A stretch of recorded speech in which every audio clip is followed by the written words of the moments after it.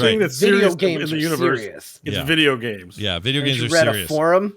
Haven't you read the internet, the Twitter? Yeah, have you been on Reddit? Video games. If you haven't been on Reddit, well, get out. Get out now. All right, here it comes, everybody. It's an episode of the show starting in 3, 2, 1.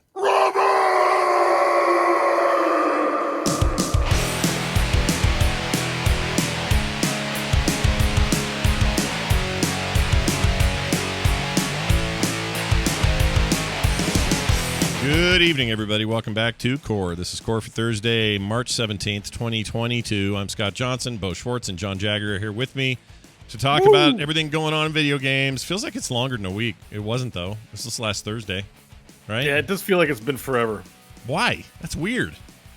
I think it's because I've been playing too much Elden Ring and life's depressing. Oh. And it's like beautiful sunshine being with both of you. Two bright, sunshiny faces. Oh, listen to that. That feels good to hear that. I like that. I feel the same way. And look, we're all getting to hang out and talk about our favorite pastime, our favorite hobby, that being video games. And there's lots to talk about. We'll get to it in a second. We also have part 2 of that list that we found of the games heralded as great art. Got a lot of feedback on that. A lot of people talking. So keep talking because we got the next era coming up today. Very exciting. Before we do that, though, this. Squeenix, or Square Enix, as they're known more properly, continues to be clueless about how streaming works. John, I'm going to let you tell me about this one because I'll bet this annoyed you. Yeah, most of all. And I think it annoyed Bo, too, based on his tweets. But, like, you know, I don't want to lump it in and just say they're the only company. And I don't want to say that it's just a Japan thing, too, because that's a generalization, but also generally true. You kind of notice this first popping up in certain games. I think Persona 5 might have been one of them. I know Final Fantasy 7 Remake was one of them, where they allow it to be streamed, but they get very precious about certain elements of it not being shared and not being shown. Yeah. In the case of Persona, I think if you were streaming on the default, like, off the PS4, not, doing Twitch or anything like that, it would cut off the visuals and the audio anytime you got to a cutscene. In the case of Final Fantasy 7 Remake, you couldn't stream the last level and the ending of the game.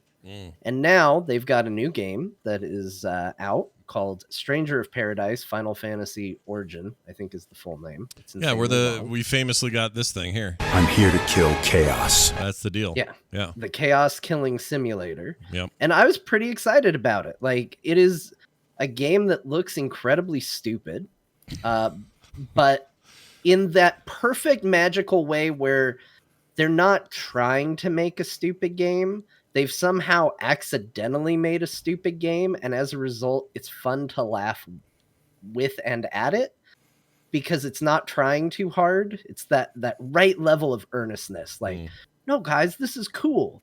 Because you've got the moments in there, and this was in the trailer, where you've got the girl who's like, I decided I wanted to become chaos, and that would be fine. And then I decided chaos isn't real. And the main character, Jack, just goes, bullshit.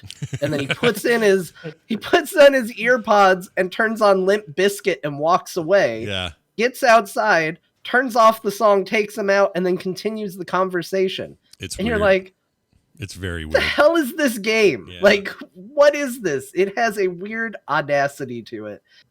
And I was really excited about it. But here we are. Yeah. History repeats. Yeah. It comes with a great big message that they've tweeted out and that you see when you load up the game, where it says, hey, if you're going to stream this game, you can't stream when it plays the song My Way, which, that's useful information. Like, obviously, hey, here's some licensed music that can get you in trouble. Sure. But then they also said, by the way, you can't show the ending or the end cinematic or anything like that. Yeah, here's their exact language. Say, Mark do not live stream, post videos, or post anything from the ending of the game, including, without limitation, the content following the final battle up until the end, to be continued, fin, or similar messaging is displayed. Lame. And the other thing, it's in perpetuity. Yeah. It's not like a typical, like, hey, we'd really like you to not post spoilers for a couple weeks. They have said, like, no, this is what we want it to be forever. Nobody should share this. And it just shows a fundamental lack of understanding on what streaming is and does for video games. And the comparison I put it to on Twitter was, it's like going, man, I'm really worried about getting shot in this gunfight, so I'll just shoot myself and then I'll be out of the gunfight. Like, it's one of those things where it's like, you're not going to prevent spoilers from getting out there. People are still going to upload what happens. People are still going to talk about it. People are still going to find a way to share it. So you're not preventing these things from existing. All you're doing is you're getting people like me going, oh, I was going to stream that game, but now I'm not going to. Yeah. It's And really self-defeating for them. I don't know why they do this. Argument to be made about, it's kind of a seller's market in this area because, I've watched like the movie versions of video games and then not delivered money to the company that made it. I'm thinking at all of these, like, you're right, Sean. Like, everyone's going to say, like, this is not how video games work. It's a part of the marketing, etc. But I'm sure, like, every, at least corporate structure, there's a group of people somewhere that are like, if we could really stop this to ensure that everyone who's enjoying our product gives us money for it, we want to do that. Yeah, so you're not wrong. Like, Nintendo did this, tried really hard to do this. I just think the genie's out of the bottle, and it's not a war worth having with your fans. It's just already out there. If people don't want to be spoiled, they can avoid spoilers. And if they, I guess it's like a book. Let's say I'm going to sell you a book, Bo. Here's your book, part 3 of the vast, the trilogy known as the Long Dong trilogy. It's my favorite fantasy books, and the third one's got a major ending. It'd be great if you didn't tell anybody about the ending so they can find out for themselves. But I'm not going to, like, go after you or shut you down or come to your house and put tape over the ending, or, you know what I mean? Like, it doesn't make sense. But if I read it, like, if I decided to stream a book by reading it cover to cover, like, I'm not publishing their book, but I am sharing the material with an audience that's not paying the admission fee of buying the book, right? Sure, but I think that's a short-sighted view, and I think you're right that I think that is what companies think. Like, I think that's the fear, right? Like, I understand where this decision comes from. Someone goes, hey, people will stream this game and people will watch it and then not buy it because they watched it. Yeah. And that will 100% happen. But here's the thing. People are going to, first of all, do that no matter what, whether that's looking up things on YouTube or just going, all right, well, I'll watch them stream the parts they can stream, and then I will just go find out what the ending is and still not buy it. But I think the amount of people that they lose because somebody watched it on a stream is less than the amount of people they will gain by having streamers embrace your game, show it off, and get a larger community of people going, oh, let's buy into it. And so I see someone in the chat, Lucky or Nut, great name. To be honest, I'm surprised companies are not asking for a percentage from streaming profits. Yeah, there's a reason, because streaming has been shown to be an amazing marketing opportunity for games. Yeah, look what happened when Asmongold decided to stream Final Fantasy. They had to shut sales of that game down because it became so big. Because of streamers. You're right. That was based on streamers. Yep. Like, we are in a place where somebody deciding to stream a game, it's not going to be 100% of their audience jumps on and buys the game, but it puts it in more eyes and thus puts it in more homes. And the number of people who do that, it's much higher than the people that are going to go, well, why would I buy that? I watched a stream played of it. Isn't it different for MMOs than for a one and done game? Like, probably. So, these games are only hot the first few weeks of launch, and unless they, hit a miracle note and get a second life as like a game of the year or thing like that, or just a beloved game. Most games are going to make most of their sales in the first few weeks, and then if half the people who would potentially buy it because the reasons outlined, but they're like, I'm just going to watch my favorite streamer stream it. Like, I'm convinced that this music, because the music industry is definitely doing this. It's having an effect. People are not streaming music nearly as much as I used to see all the time. In fact, it makes me sad that I can't jam out to my favorite songs with people watching. At a certain point, we're going to get we're going to get to a point where the technology is going to be there for and DMC and stuff like that for maybe stuff like this where it can tell if you're playing on a certain level or something like that, or you'd be required to register. Like if you could connect your games to a streaming service so it could authenticate and allow you to stream what you can and then what you can't, and then you get reported and take down notices the same way. Like maybe not this year, but like in 2030, in 2040, like I don't see them allowing this to go on. And I think the reasons you outlined are right. It's a good marketing tool and they should leave it alone, but they're just not gonna. Yeah, they're just Yeah, not I gonna. mean, I Like, think you're right. I think it's stupid, but I mean, companies making the wrong choice is not new. But sure. it is dumb. Like music, you can almost make an argument. Like, okay, it makes sense. You have a place you can listen to music. Books, like your example of if somebody got on and read a book, and I can see that being a problematic. The difference is anybody who has watched a video game be live streamed knows that it is not the same experience that they will have if they buy that game themselves. Even on your most linear of games, watch any live stream and you're going to see people going, "Why are you going there? You should go here. You should do this. Yeah. Hey, do this. Hey, there's a secret over here." People immediately want to get participatory watching video games be played. And I think that Yeah. instinct turns into, you know what, screw it, I'm just buying myself. Yeah. This idiot doesn't know how to play this game. Well, I'm going to go buy the game even and if I'm it going to doesn't, go and do the thing. even if it doesn't, and if all of that seems and just anecdotal, the raw data is sales go up when these companies, let alone have streamers who are interested in their products, like work directly with their streamers. There's a reason why Valorant took hold quickly and stayed, and probably would not have otherwise. It wasn't going to do it just parcel on. it out between different game types, though. Well, for I just sure, think games there's is a a difference. broad brush. Like I don't think this. I think a game like Valorant wants to be streamed. No, you're making a definitely good point. does better to be streamed. You're making a really good point. And what I wanted to get to here is I think ultimately it's down to these companies wanting to feel like they're in full control. And right now they're not in full control. They happen to benefit from that particular loss of control, and they are making more money by streaming and YouTubing and all this stuff happening. They make way more money with that existing than they do without it.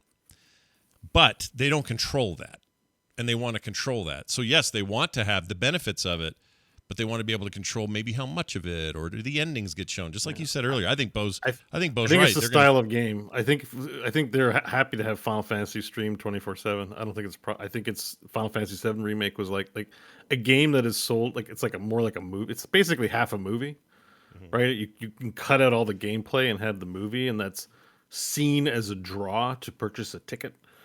You're essentially pirating that movie if you're watching it, not earning an income. And I think that's how they view this. A lot of the draw is the great story and beautiful effects. It's not dissimilar, right? I mean, there was a TV meta on Twitch for a little while, which seems insane to me, like that anyone would think it would be okay to stream television materials. But there you go. Given how litigious TV would probably be in movies and stuff, it seems crazy. Like YouTube's a different thing. So I just think when it comes to these style of projects that are one and done, that's why I'm like, Doom Eternal doesn't have a big story. That game wants to be streamed. If you want to have fun doing what the guy's doing, that's good. But a lot of these games aren't that good. They're designed to be playable, and then you get to the story bit and then you enjoy it. Like they're not, when I say not that good, I mean they're not that good in the way that you're going to be playing it for years. They're good in the way that you're going to play it for 10 hours, 40 hours, and then never look at it again. Sure. Yeah, but I don't think that's true, because I think this is why. Because there are plenty of examples where you can see where it's just false. There are plenty of games that have put no restrictions on streaming that are narrative games that have done just fine. Last of Us Part 2 sold amazingly well. A game based in 100% on its narrative with no streaming restrictions, and plenty of people streamed it, myself included. It didn't prevent sales of that game. Yeah, it didn't it? Like we how do we know? Well, we don't know, but it sold very, very well. Sold extremely well. It sold very well. Maybe it could have sold even more weller. But that's the thing. That's how corporations think. Like, yeah, we And made a ton of again, money, but we're they're entitled both to right. even more You're money. both right about this. You're Are both they? right. Are No. they wrong? I Like, think you're we both. don't know. We don't have a magic hat. guarantee you they're wrong. Well, Okay.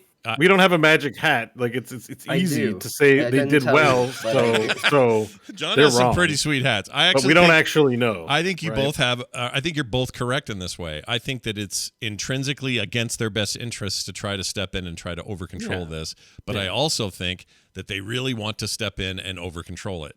And I don't think there's any taking that away. And I think the music industry stuff is a good comparison. Right now, today, if I said to the chat room, "Yo, I found the coolest new song. It's 6.5 minutes long. It's by band blah, blah, blah. And here's the song, Love, blah, I blah, blah. Need You Tonight," or whatever. And I could play 15 seconds of that song, barely a fraction of the 6 minutes, on a compressed, crappy Twitch stream.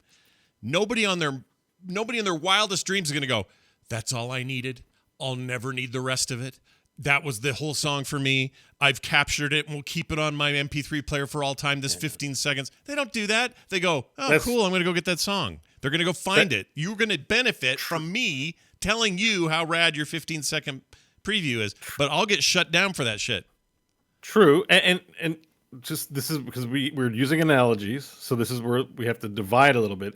Music is designed to be. You have a favorite song, you listen to it over and over again. You don't listen to it once most of the time. You're not like, no one's like, "Oh, I heard that song, I don't need to listen to it again."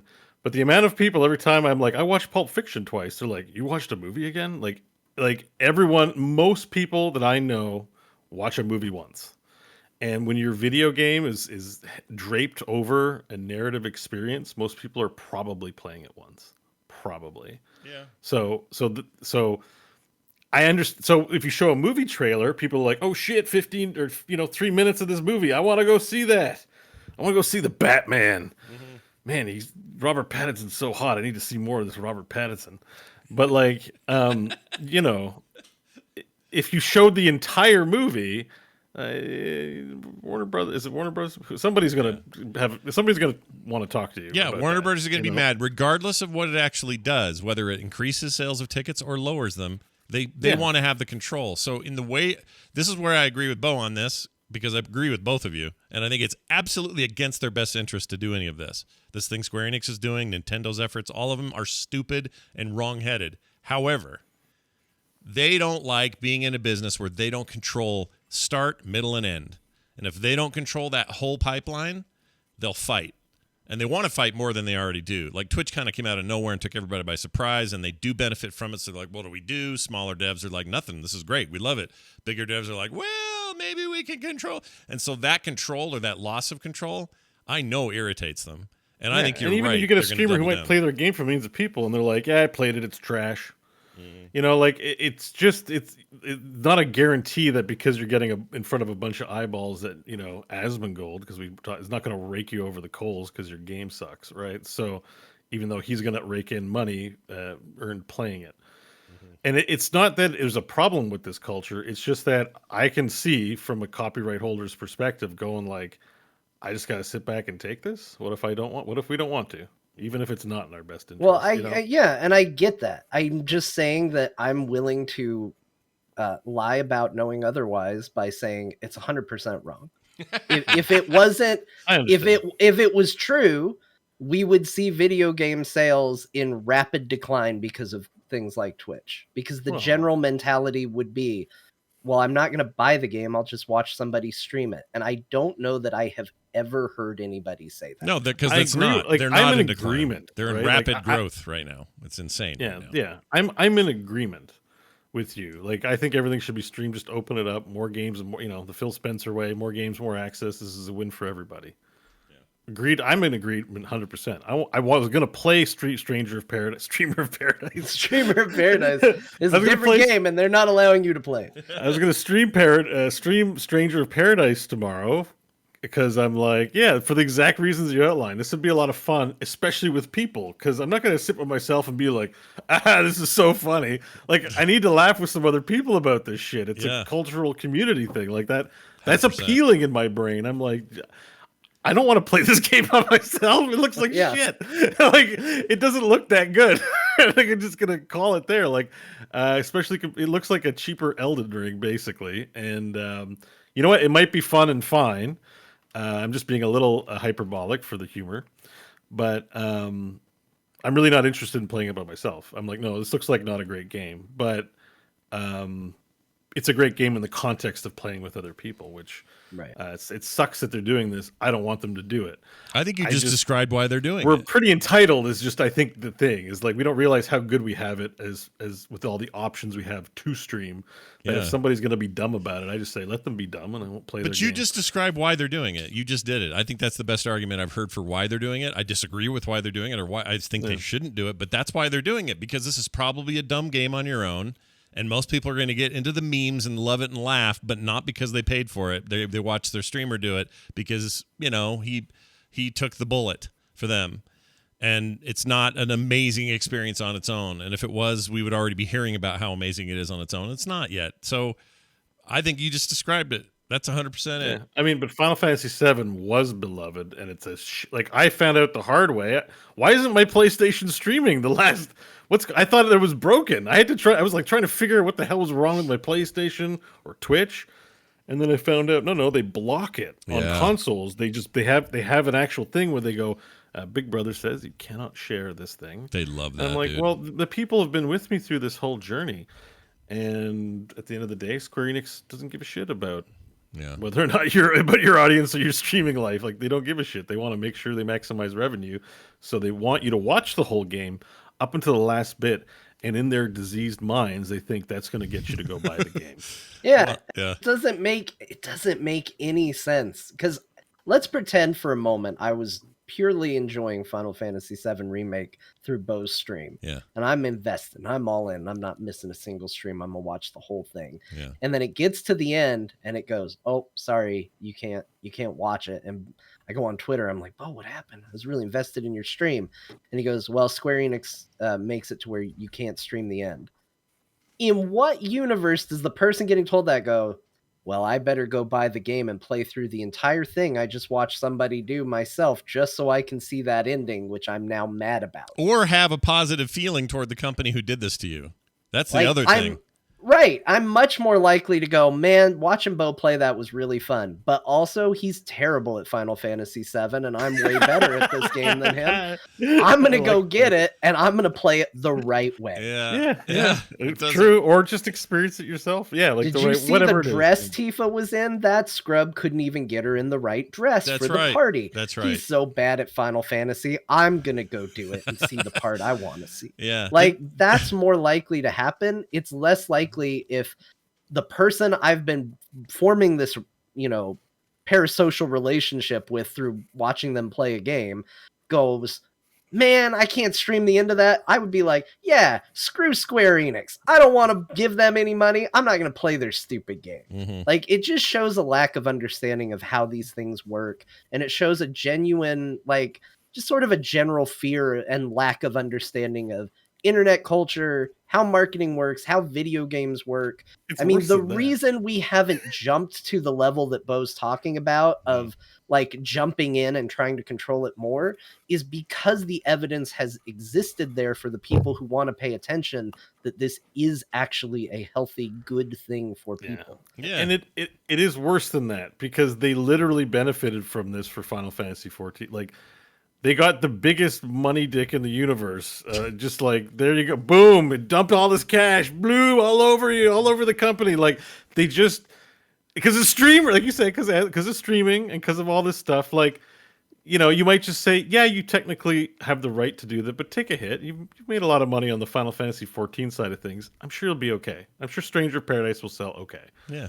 I get the point that, why are you shooting yourself in the chode like this? And we know what the chode now. Yeah, we know what the chode is now. Why are you shooting yourself in your chode? Yeah. Like this unnecessarily when you are you are currently the darling of the video game space.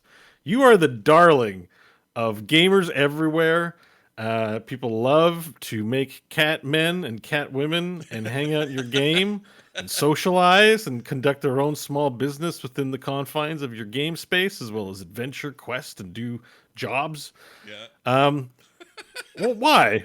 Why you like people love us too much? We need to piss them off. Like, I mean, I get it from the we don't have to point or like, just why would you do that? Why would you do that?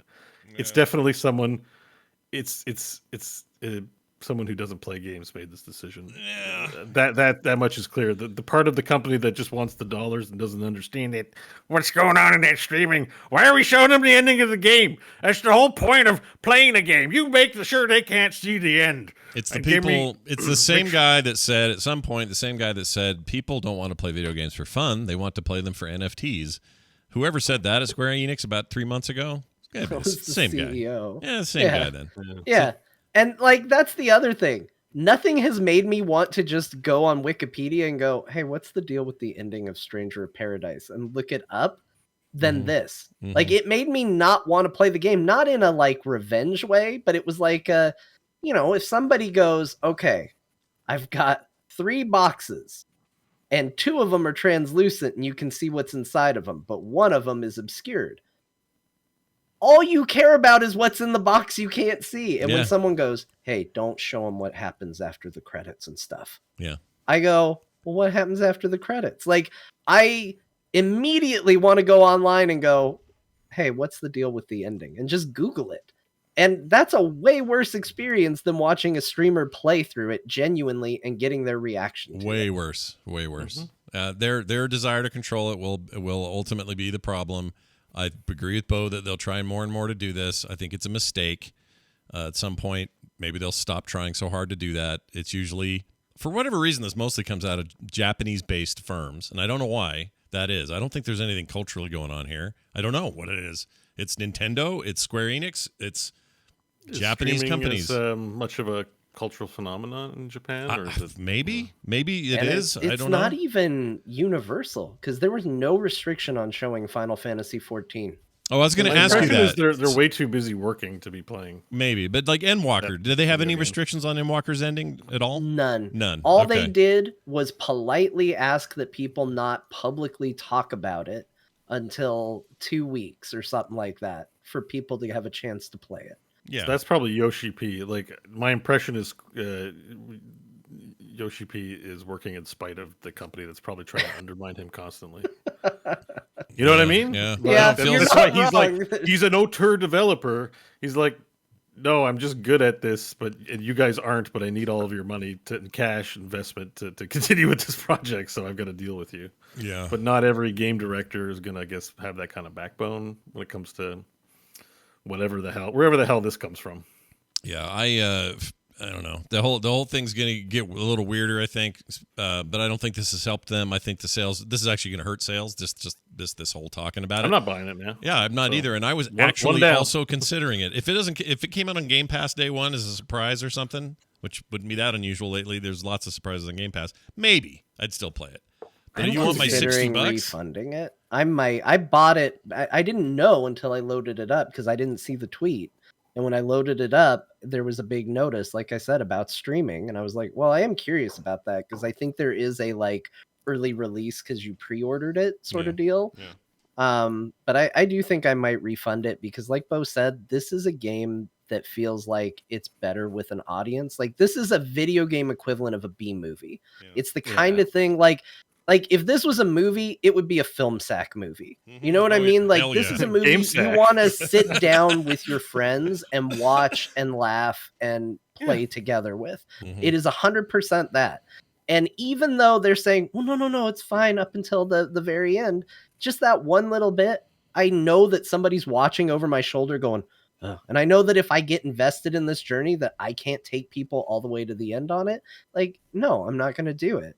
I'm not going to do it at all. And that makes me not want to even own the game at that point. Yeah, it's super, super irritating. I could tell you stories about Film Sack itself that drive me up a wall. I used to put that show on YouTube in audio form because a lot of people like to listen to shows there.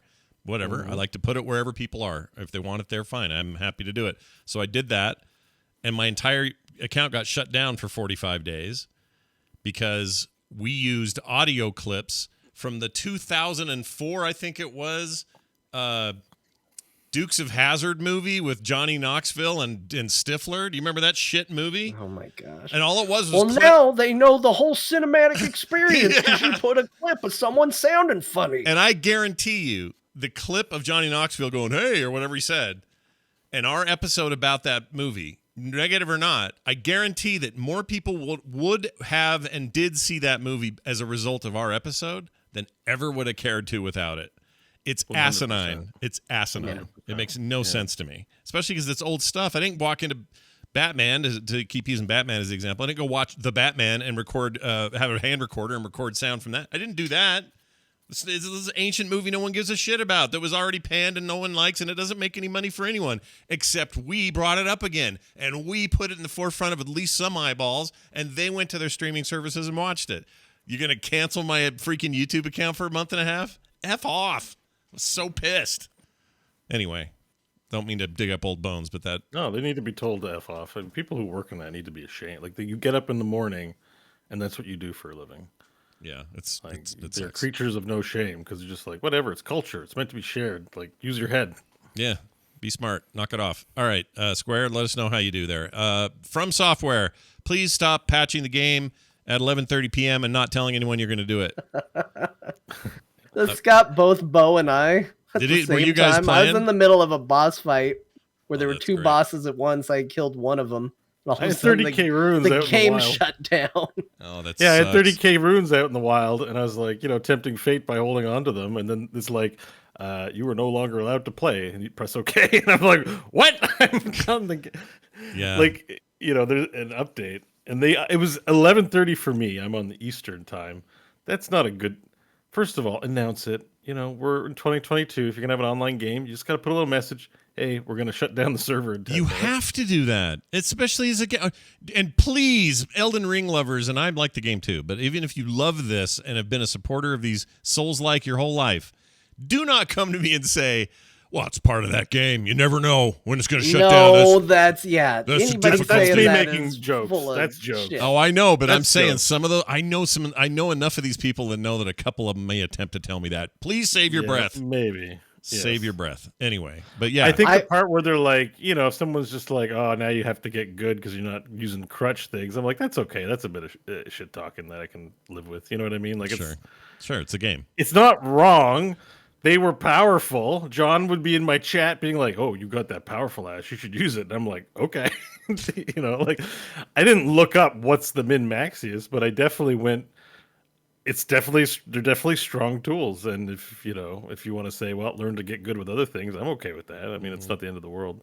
Well, there's two things to talk about with this. I think the first thing, because I want to talk more about what you're talking about, Bo, but before we get too far from it, yeah. I do want to talk about the sudden just drop out of the game, which is jarring, please, and they should find a way to fix. But I will say, to their benefit, the checkpointing for going back in is very good. This happened to me a couple times early on when the game first came out because they were doing patches just in the middle of the day for we encountered a weird bug or a weird update or something like that. And almost every single time I was right back where I was, just dropped right back in, nothing had changed. The closest to having a problem was this last one where I was in the middle of a boss fight, and instead of dropping me back in the middle of the boss fight with one of the two bosses dead, it just put me right outside the boss door.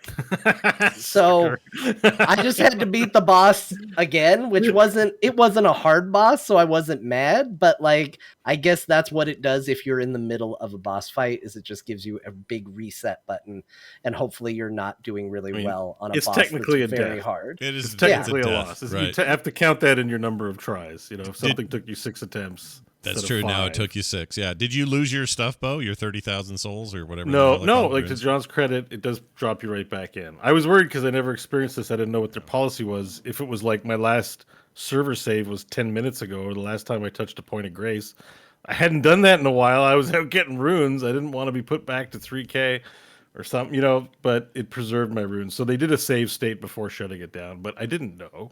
Yeah. Right, it was my first time doing it. It was a lot of anxiety. I need those runes. That's like 30 minutes of work, man. Yeah, that's a lot. You know. So I think this just seems like nobody. I can't believe nobody there thought. What have we warned people that are playing this game 24/7? It's the biggest game of the moment. It just feels like if you're gonna have an always online element to your game, you should put in the programming some system where you can flash a message to players saying like, hey, just FYI, game's going down in 30 minutes. Like, give me a half-hour like, warning. Do something. You know, get safe. Yeah, it's pretty easy. It's a pretty easy thing to do in 2020. Yeah, it's already being done by everybody and their dog, including other games that are sort of like this. Like if you play Diablo, you're kind of playing by yourself unless you're with friends. It doesn't matter if you are or not. It's not their first online game either. It's not like it's their first rodeo doing online. Yeah, stuff. they know. Have an invader invade the world. He's got 1 health and won't try and fight back, and he just goes, "Server's going down in 5 minutes," and you kill him, and then that's how you acknowledge that you kill the invader. That's how you should acknowledge the EULA too, or something. There's this guy with a giant sheet of paper with 1 health, and you're just like, sign this, and you're like, oh, and they're like, JK, killing him means you agree, and you're like, no. Yeah, I have to admit, a small part of me wanted them to come out and be public about that. This is just how this game works, and suck it up, get good. I really get it kind of, just for a second, I would have laughed at least if they'd have done that and said, just kidding. Yeah, we should probably do better next time. All right. We're going to talk about Elden Ring later, but I'm just going to come out and say this. Again, it's very biased, open a big can of worms. Elden Ring, not that hard of a game. Oh, look at I'm going to go back to Dark Souls and play it. I'm pretty sure this shit is all overhyped. Like, I've been playing a lot of times. It's not that hard of a game, guys. It doesn't take me more than 5 or 10 attempts to beat a boss. Sometimes I first shot him. Not that hard of a game. So maybe you got good. I'm gonna agree with Bo, although I have to be careful because here's the thing: the other element to this. So we've talked about the patch coming in. Let's talk about what was in the patch itself, because Bo and I got nerfed. Like, basically, this patch was like, "Hey, John, what are you playing with there?" And I'm like, "Oh, well, I got this big katana. I got this sword of night and fire, and I've got the Hoarfrost stomp on the katana. That's my ash. And for bosses, I summon the mimic tier, which creates a double of me. It's really good. It feels pretty strong." And they were like, "Yeah, you like all that stuff?" I'm like, "Yeah, it's helped me get through the game." Sure. Well, we're gonna nerf all of it. Wow. Yeah, 100% of what you really play targeted. With. I felt really targeted. It's like literally almost everything I was using got nerfed, and nothing else. That's some shield I didn't get. You know what that tells me? That tells me you're really good at this game, and you figured out the exploits or whatever. So I want to clarify something. When I say this game's not that hard, I'm not directing it at the people who say the game's hard. I'm directing it at the people who brag about being good at the game. Just so it's clear, when you're like, get good, I'm like, you're bragging about not being that good at something that's not that hard to be good at. Like hold up a mirror to yourself a little bit and realize that it's not that hard to be good at Dark Souls, I guess is what I'm trying to say. It just requires some persistence. It's practice. It's like anything. You want to go, how do you get to Carnegie Hall? How do you get to Carnegie Hall? Carapity Hall. Practice. Yep. Carapity. Yeah. Carnegie Hall. You know, when I was acting in my younger years, if I could just get to Carapity Hall, it's all I wanted. It's all get I it made. wanted. If you're at Carapity Hall, that means you're made in the shade. Yeah. Parappa the Rappa finally performing at Carapity Hall. I do think it's only a controversial statement because everybody bought that hype. Well, they act like leveling up's not a thing. Yeah. You can clearly trivialize anything. I can't speak today. Trivialize anything in an RPG by leveling up. A. B. I have 200 items. It's a toolkit. It's just chances are there's an item in here or some sort of thing that defeats the thing I'm having a hard time with. Yeah. They're weak against lightning. Put some lightning grease on your sword. Oh, I killed him in 3 shots. Super hard game. Oh my God. It's really cool and it is challenging. And sometimes I'm like, geez, it's a good game. I'm not trying to knock the game. It's just if you're online somewhere and you're like Dark Souls is only for people that are good at games, get good. And like it's like being good at doing groceries. Like no Yeah. one brags about doing groceries. Like it takes work. You got to be in the grocery store for an hour and get all the proper things that your family's going to need. It's not an easy task. But no one's like, get good at doing groceries, son. Yeah. Like that's not a thing. And that's kind of what you're saying when you're like, get good at Dark Souls. It's not that hard. Yeah. I think So, maybe anyways. that's I don't know. I'll admit that I have not been playing as much as I had intended to this last week, and part of the reason was I just every time I did, it was like, oh, this is an undertaking. I got to sit down and I got to really focus for a bit, and I just didn't have time to focus, so I had to play a lot of little games. Groceries are a slog, and so is Dark Souls. Like leveling up your runes and stuff, and doing the same thing 4 times is sloggy. I think that's a fair. And so if you're not into it, then don't do it. That's a fair. Are you good at doing groceries, Scott? No, I'm terrible. My wife's really good. How many times did you do groceries in 2021? Twice. She did most of the time. See, so you're just not into groceries. You're not into Dark Souls like games. That's Yeah, cool. that might. Although You know what? I will say the one thing that this nerf has done for me is all of a sudden I was like, well, now everything that I've invested over 100 hours of gameplay time into is bad. It's not awful. I could stick with it. To be fair, I could get gooder. But I was like, yeah, but this thing used to kill everything in 1 hit, and now it takes 2. And, you know, that's not good. So it made me go, well, what is good? What should I invest in now? And I did what I hadn't been doing, and I went and I looked up videos, and before the show, I devoted 20 minutes to farming runes, and in those 20 minutes I got 500,000 runes. Oh my gosh, dude. Wow. I found a really good wow. spot, and it's amazing and it's incredible, and I'm like, well, I guess I'll just cheese the game in a different way now, you know. Like it's all fair in the world of Elden Ring, you know. Everybody is going to have their things. There's going to be people that are like, yeah, well, I did it. I didn't use any summons.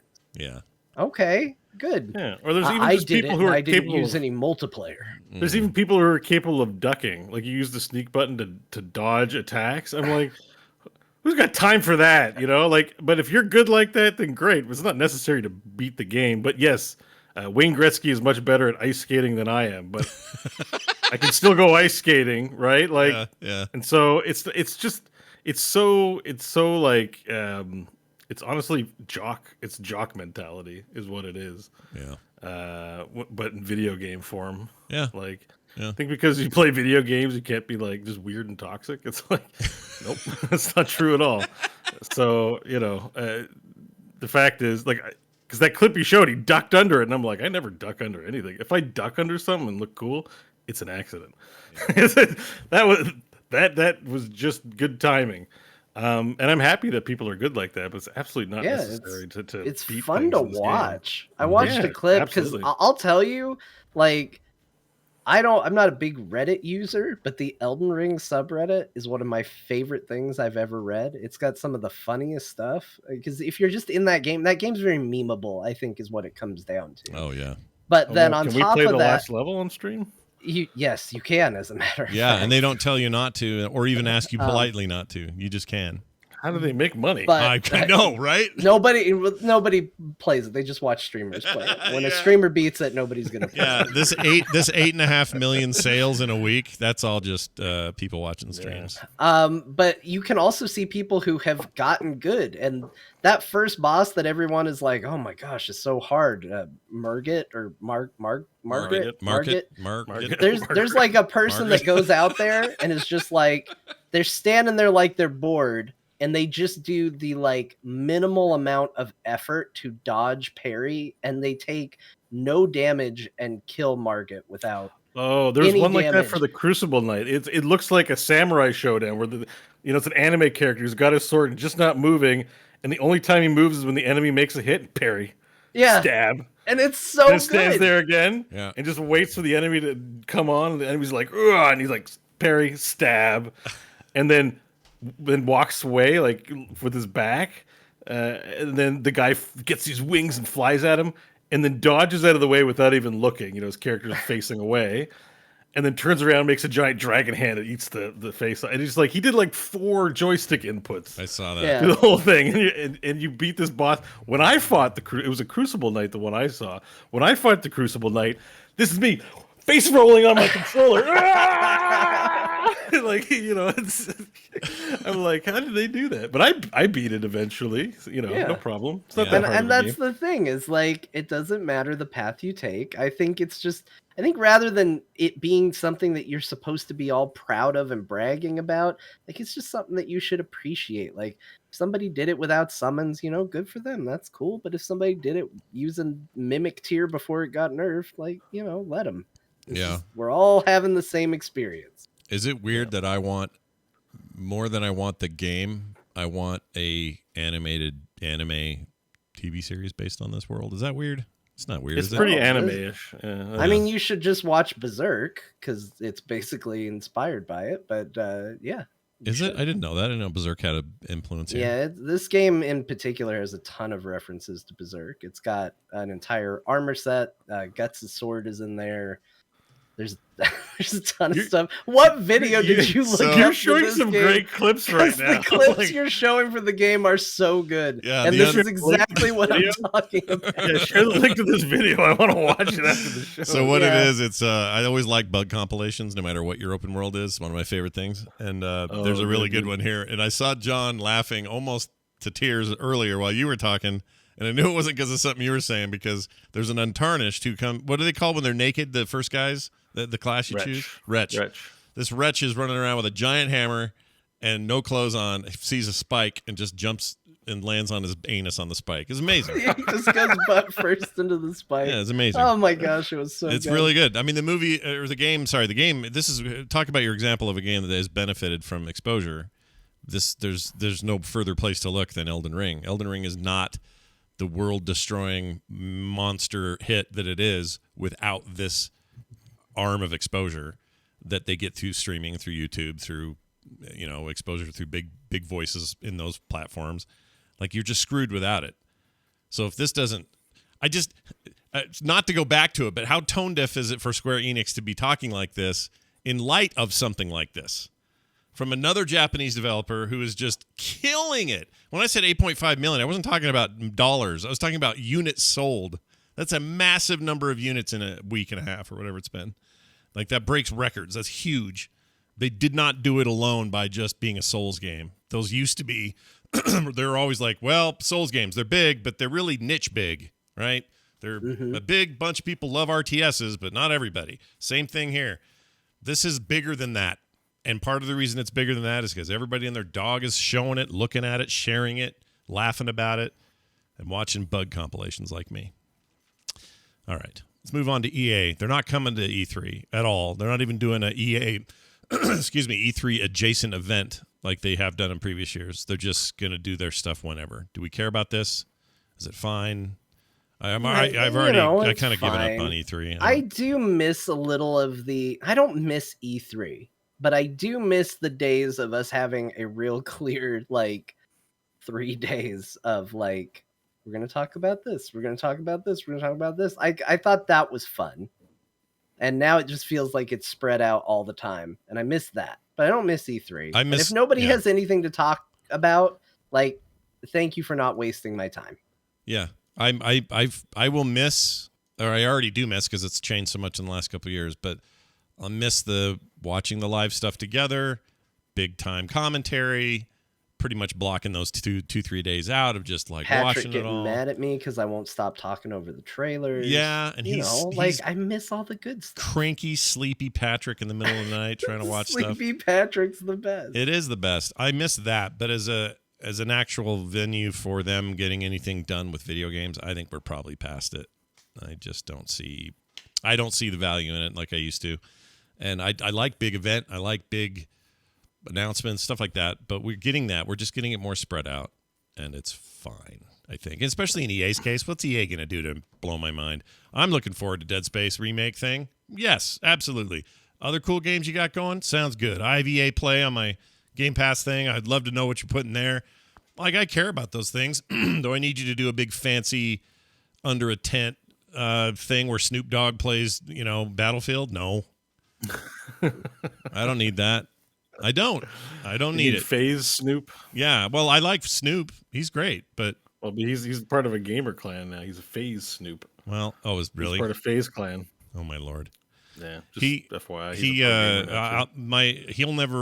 His peak in gaming for me was when he didn't know his mic was off for like a week, and because his chat room was set up to be emotes only, it was a week of his followers trying to tell him through code that his mic was off. That to me is peak all-time celebrity Twitch crossover. It's amazing, an amazing thing that happened there. Peak boomer too for streaming. Yeah, and a week and a half. Like, what happened there? He's a recording artist. He never once looked at his volume meter. Like, no. And he's talking, and he's like looking at he's looking at his screen, his camera, making, he's talking, he's gesticulating. Can't say anything. The chat's like, all right, well, if we put the Kappa guy and a worm and some kind of animated fat guy, maybe those three will tell him, hey, your mic's not working. So weird. Meanwhile, he probably sees more emotes than normal and just being like, man, they're really digging it right now. Yeah. I love that, though. I hope that is a thing forever. All right. I don't know if you guys saw it. Early reviews are starting to hit for Halo, the TV show, the live-action TV show, and they're good. People like it. Seems all right. Washington Post, one written by Gene Park, a guy I always tend to land on equally in terms of what stuff he likes. For whatever reason, just one of those guys. I like Gene a lot. Anyway, he says the Halo TV show is violent, gritty, and starts on the right foot. And I want violent and gritty, and I also like the idea of starting on the right foot. So yeah, you like your right foot. Yeah. They've only seen the first 2 episodes in review. The whole thing starts March 24th on... I'm sorry. Paramount Plus. And that I'm excited. And most reviews are relatively positive in this direction. They're like, yeah, there's a lot of sci-fi action tropes, but guess what? Halo is based entirely on sci-fi action tropes. Yeah. So half the dialogue gets lifted from like aliens and other stuff as a homage. Yeah. Yeah. Because they know what it is. The main thing he says is the chief, Master Chief himself, is actually really good and compelling, and that would be a first. Yeah, he says it's hard not to be drawn in to Pablo Schreiber's eloquent, emotive face as he portrays Master Chief's moral confusion. Fans of the games in which the Chief never sheds his helmet may be surprised that he is unmasked and often in just the first 2 episodes. But once players get over the shock, you'll get used to his gravelly, chiseled mug, framing all of that green titanium. I'm all in for this. I'm actually excited. There you go. That's why they removed the helmet, so he's more than just a witty one-liner guy. Yeah, I mean, yeah, because he would basically be the Mandalorian. Yeah, because normally, that's a good which, point. By the way, to me continues to prove why the Mandalorian's so good. That Mandalorian's like, no, he keeps his helmet on. Like, I'm so happy. Nothing is worse to me than like a character that shouldn't be showing their face all the time, showing their face all the time. Yeah. Drives me crazy. A little too much in season 2. I mean, it's fine. It gets a pass. It's a little. Yeah. Gun to my head, you could have done without it. I think the end moment would have been more powerful if he hadn't done it 2 episodes earlier. Right. Yeah, exactly. I agree. Exactly. Yeah. But he shouldn't have done it on the last. Honestly, you shouldn't have. But like Jedi. Being a Spider-Man fan is insane because Spider-Man, like his whole thing is, I got this big secret identity, and all those movies, it's like he can't breathe through the mask because every 10 seconds he lands on a building, it's like, oh, I got to show you that I'm Tobey Maguire or Andrew Garfield or Tom Holland. Constantly taking the mask off or coming up with some reason why the mask has to come off. Yeah. And at least with the Tom Holland one, they're like, well, it's nano machines. It's really easy for him to take it off. So, it's fine. But it bugs me so much. And I don't really care about Master Chief, as we've already established. I think in the games, he has the depth of, Master Chief, you can't eat 27 hamburgers in a day.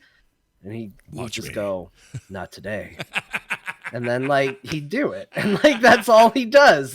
He's just, he takes what somebody else says, he reacts to it. And then Cortana goes, Chief.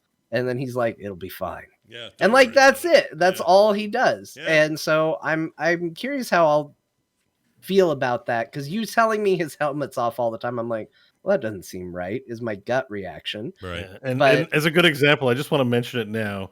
Carl Urban did it right in Dread. They didn't take his Yes! mask off once. Oh, And all you that saw was was so his good. sexy ass mouth snarling the whole time, and you're like, Yeah. that's the best mouth in show business. Jesus Christ. Listen, Like, man, the fact that there aren't 3 or 4 of those movies as follow-ups to that is a crime. Crime. Yes, but that's love an it. example of committing and winning. Sweet. Commit and win. Yeah. Committing and winning, like to the no helmet. Like, don't take it off, Hollywood. Like, we don't need to. We don't give a shit. It's fantasy. There's power in metaphor and imagination. You know, letting the audience participate in imagining. And when you resist the temptation because you think people want to see things that they don't, you don't know what you're doing. Totally That's just my agree. opinion. I totally agree. That is a great thing, great point. And the thing is, it plays with the human need to see patterns, and patterns are faces. Faces are patterns. We see a face, and we go, "Oh, I recognize that person," or "I don't," or "I think he's handsome," or "I think he's ugly," or "I think she's pretty." Whatever our reactions are, or I can see they're angry, I can see they're happy. When you hide that, we have to do the work, and it's better that we do. That's why fairy tales Makes are so you more powerful. invested. Yeah, commit That's to the why helmet. it's There you Little Red Riding Hood, not Little Red Riding Hood in a Abercrombie and Fitch sweater with sandals and carrying a bagpipe. You know, like it, because when you hear that story and you hear all those things, you start thinking they mean something. You think things, go. Yeah. but if you reduce it to the minimal amount of adjectives in description, then Little Red Riding Hood could be anybody. Yeah. Could look like anything. She just has a red hood, Yeah. and you know she's a girl. Yeah. it. You're aware that That's she's a all you girl. need to know for Yep. the story to work. Totally agree. And Halo and all these like macho dudes that just have the helmet, that's the fantasy. We're the guy, and that's why it's fun. So I'm okay with Mandalorian when he took the helmet off for the robot, because then it felt like we were in. He didn't break Right. his commitment. We were in on the secret. Yeah. Yeah. And I'm kind of okay. I'm not okay with the second season stuff, honestly. They just did it because they're like, we're paying this actor a lot. We need to show his face. to make And- I thought the final one was fine because it showed. Well, first of all, they're now using it as a plot Yes, point because now he's yes. no longer a Mandalorian. Yes, But- so there, yes, that.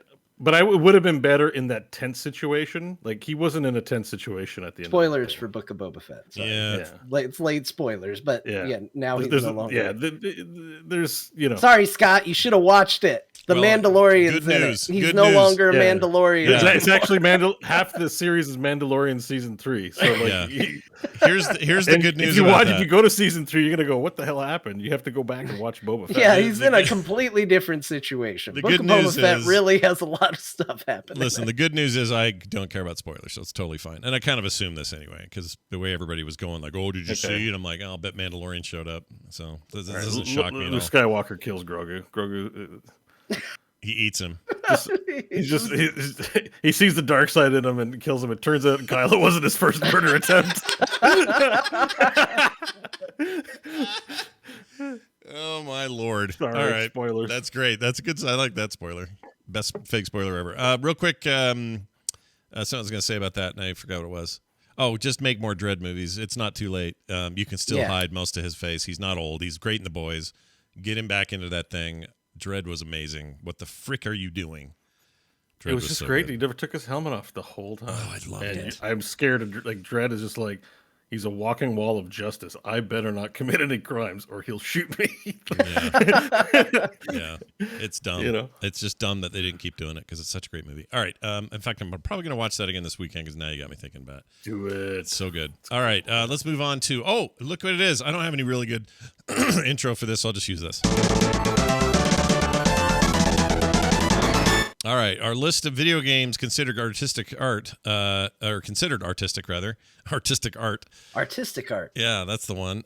We ended with right around 1999, kind of our 1980s up through 1999 list, and now we dive into the 2000 to 2005 list for all things artistic video games. And having learned some lessons last week, I think I'll move through these a little quicker than we did last time. We got a little bit hung up on each title, but who's to say that's the wrong way? I don't know. Maybe it's the right way. But This list, again, this is compiled based on a whole bunch of stuff. Smithsonian Art Museum has exhibitions for some of these things. Some art historian installations all around the world would consider a lot of these games that and have installations for them. So it's not like we're just making this up. This isn't just pulled from reviews. This is based on a bunch of criteria. If you want to see the Wikipedia article, you can. Games considered artistic will get you there, and there's a gigantic list of references. In fact, in all 201 or footnotes as to why they're compiling the list the way they did. So let's start with the first one they put out in 2000, or 2000 is where we start, the year 2000, with Deus Ex by Ion Storm, the original action role-playing video game praised for its deep gameplay, complex and thought-provoking story. It was built in the Unreal 1 engine, and if you look back now, it looks like utter shit now. It looks so bad. I've never played Deus Ex, so I've tried to play it, and I'm like, maybe another day. Yeah, it's real bad. Yeah. I kind of wish somebody would do like you always hear about these like what's Deus Ex remake? Yeah, like they did with Half-Life 1 and called it like instead of Guardians of the well-written but epic financial failure, Guardians of the Galaxy. Yeah, the one that only made them a bunch of millions of dollars and was successful. I think a Deus Ex remake in the vein of Final Fantasy VII that doesn't split it into 15 parts, please, would be it's a big property. You can do a lot with this. Yeah, I agree. Especially after the Mankind Divided is a sexy game. It's really the Deus Ex games are really well made. They're great. I love them. I love them. I think it's ripe for a remake. It changed video games. It has an amazing story, amazing mechanics. It just needs a little touch up. It needs to look better. It needs a little tweak here and there because it was doing things that no other video game was doing, and so it does them a little weirdly. But it's insane. It's really good. It's crazy to me that 5 years later, that company was defunct. This was a subsidiary. Ion Storm was a subsidiary company founded by John Romero when he left id, and he founded it with Tom Hall, Todd Porter, and Jerry O'Flattery. Jerry O'Flattery, we're making video games here. Happy St. Patrick's Day to you. That's right. They were in Austin, Texas. They had lots of plans and ideas. Daikatana was one of the games, the horrible first-person shooter that Romero headed up. But this game it deserves a place here. So much of what we play now has that DNA in there, and I don't even just mean like dark cyberpunky university hack your body kind of stuff. I mean like just the idea of what you augment with or how you upgrade your character, the way we level up. First person shooter being that kind of game, like that is just unheard of back then. So it's a big deal. They also made the game Anachronox, which very few people know about, but is an amazing video game. You and I went down a deep hole once with that, didn't we? We found a bunch of audio, and it's got amazing audio. Because it's got an amazing robot in there that he sounds like Meatwad, and they have a moment where he's sympathizing with a lady whose planet blew up, and he's just like, "Oh, what's up?" And she's like, "I'm okay," and she just keeps telling him he's trying to be empathetic that. He feels bad that her planet blew up, and she keeps saying that she's fine, and finally he just goes, "Fine, bitch," and rolls away. And it's so out of nowhere, the sweet little robot. I love that game. That game does not take itself seriously, and it's a Final Fantasy-like game, and it's very, very good. Yeah, and it's amazing that actually how many games they put out in those 5 years. They had two Deus Ex games. There was a follow-up, Deus Ex, I guess just 2 it was called, right? No, Deus Ex Infinity War. Was that what it's called? And then the next game I think is Thief, not. Oh right, you're right. So the two games are Deus Ex Infinity War. There might have been something. Is it not Infinity? That is Deus Ex 2, though. Yeah, Deus Ex 2 is not well received. No, that wasn't as good of a game. They went weird places with it. I think the first game really tinker players, people that love to tinker with characters and dink around and really focus on numbers and stuff, loved one. To me, it's almost like the Dragon Age series. Dragon Age Origins really rubbed all those correct things for what they wanted out of a dungeon crawling dungeon thing. And then 2, just too simplified, they shrunk the world. They made it less of an RPG. Like 2 was one of those first examples of a PC game that was going to be released simultaneously with the Xbox. Yeah. And so you had a bunch of people who love Deus Ex and its complexity and depth, And this was not a place where they were able to capture that for a console port. Yeah. And so everybody saw it for a watered down experience that it was. Yeah. It's unfortunate. Another one they have on here is I don't know how you even say this. Galatea? Galatea. Galatea? Developed by Emily Short for the original platform, the Z Machine. It was a self-published interactive fiction game based on interactions with a character in a single room. Rock Paper Shotgun analyzed it as an art game, saying that it transcends that and calling it literature and not an art game, or not just an art game, but a game about art. Zork probably deserves to be on the last list we did, and it isn't. I think this benefits from the Zork legacy. Yeah. Because interactive fiction is kind of in its wheelhouse, so I'm a little bugged Zork's not on here, to be honest. That's annoying. That should be on there. Well, I think it was at a time where maybe game publications weren't quite a thing. That's or maybe, a good point. You know what I mean? Like, it's, again, this is heralded, right? And Right. received as, but yeah, I mean, now you would probably have to look at Hitchhiker's Guide to the Galaxy was very influential. The text adventure game that's still available to play in a web browser, by the way. Oh, is it? Yep. Oh, I might BBC want to just has do it. that. I played it on stream a few weeks ago. It's super. You want to talk? You think Dark Souls is hard? Play Hitchhiker's Guide to the Galaxy. I've already died 50 times, man. That's great. Good luck. Yeah. The probability drive of you dying, or the probability numbers are astronomical. I love that book so much. I love that series. Yeah, and it's very faithful to the book. Like, if you read the book, you have a sense of what's going on and where you're going to end up. But yeah, you have to guess. Anyways, like, there's weird things that happen where you have to guess the right text input because, like, if you dick around too long in your house, it gets run over by a tractor and you die. And so it's, that's an Arthur Dent moment in that book. Yeah, in the beginning, they're going to tear down his house to build a highway, and it's the plans have been up in the municipal board for months. You could have checked at any time, and now he needs to get out of his house. So you need to lie down in front of the tractor. But if you just spend time in your house and dick around too long, the tractor just runs over your house and you die. I want to and same with staying on Earth too long.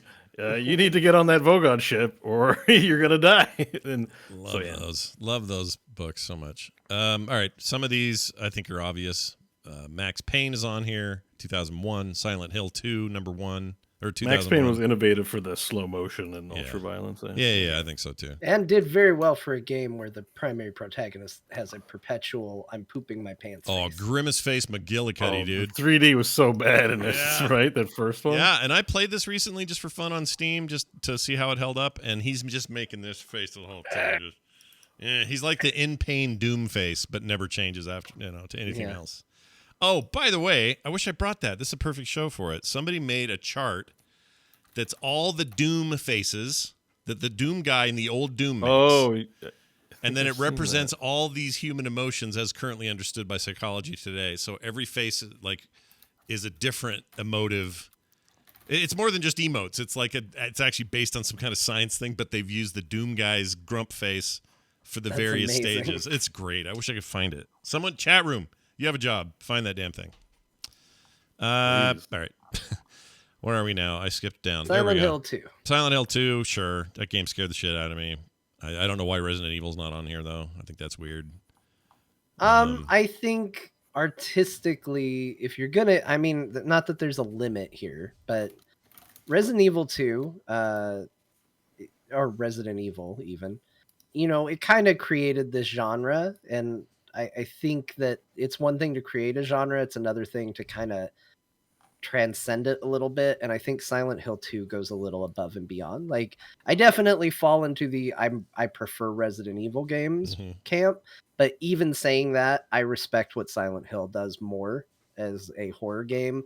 It relies less on just jump scares and more on atmosphere and psychological and narrative-based scaring than just zombie scary dogs jump through windows. I agree. Silent Hill 1, famously, for me anyway, scared me so bad that I opened the PlayStation, took the disc out, threw the disc across the room, shut the disc, shut the case, put my controller down, turned the TV off, left all the lights on, went upstairs, got in bed, left those lights on.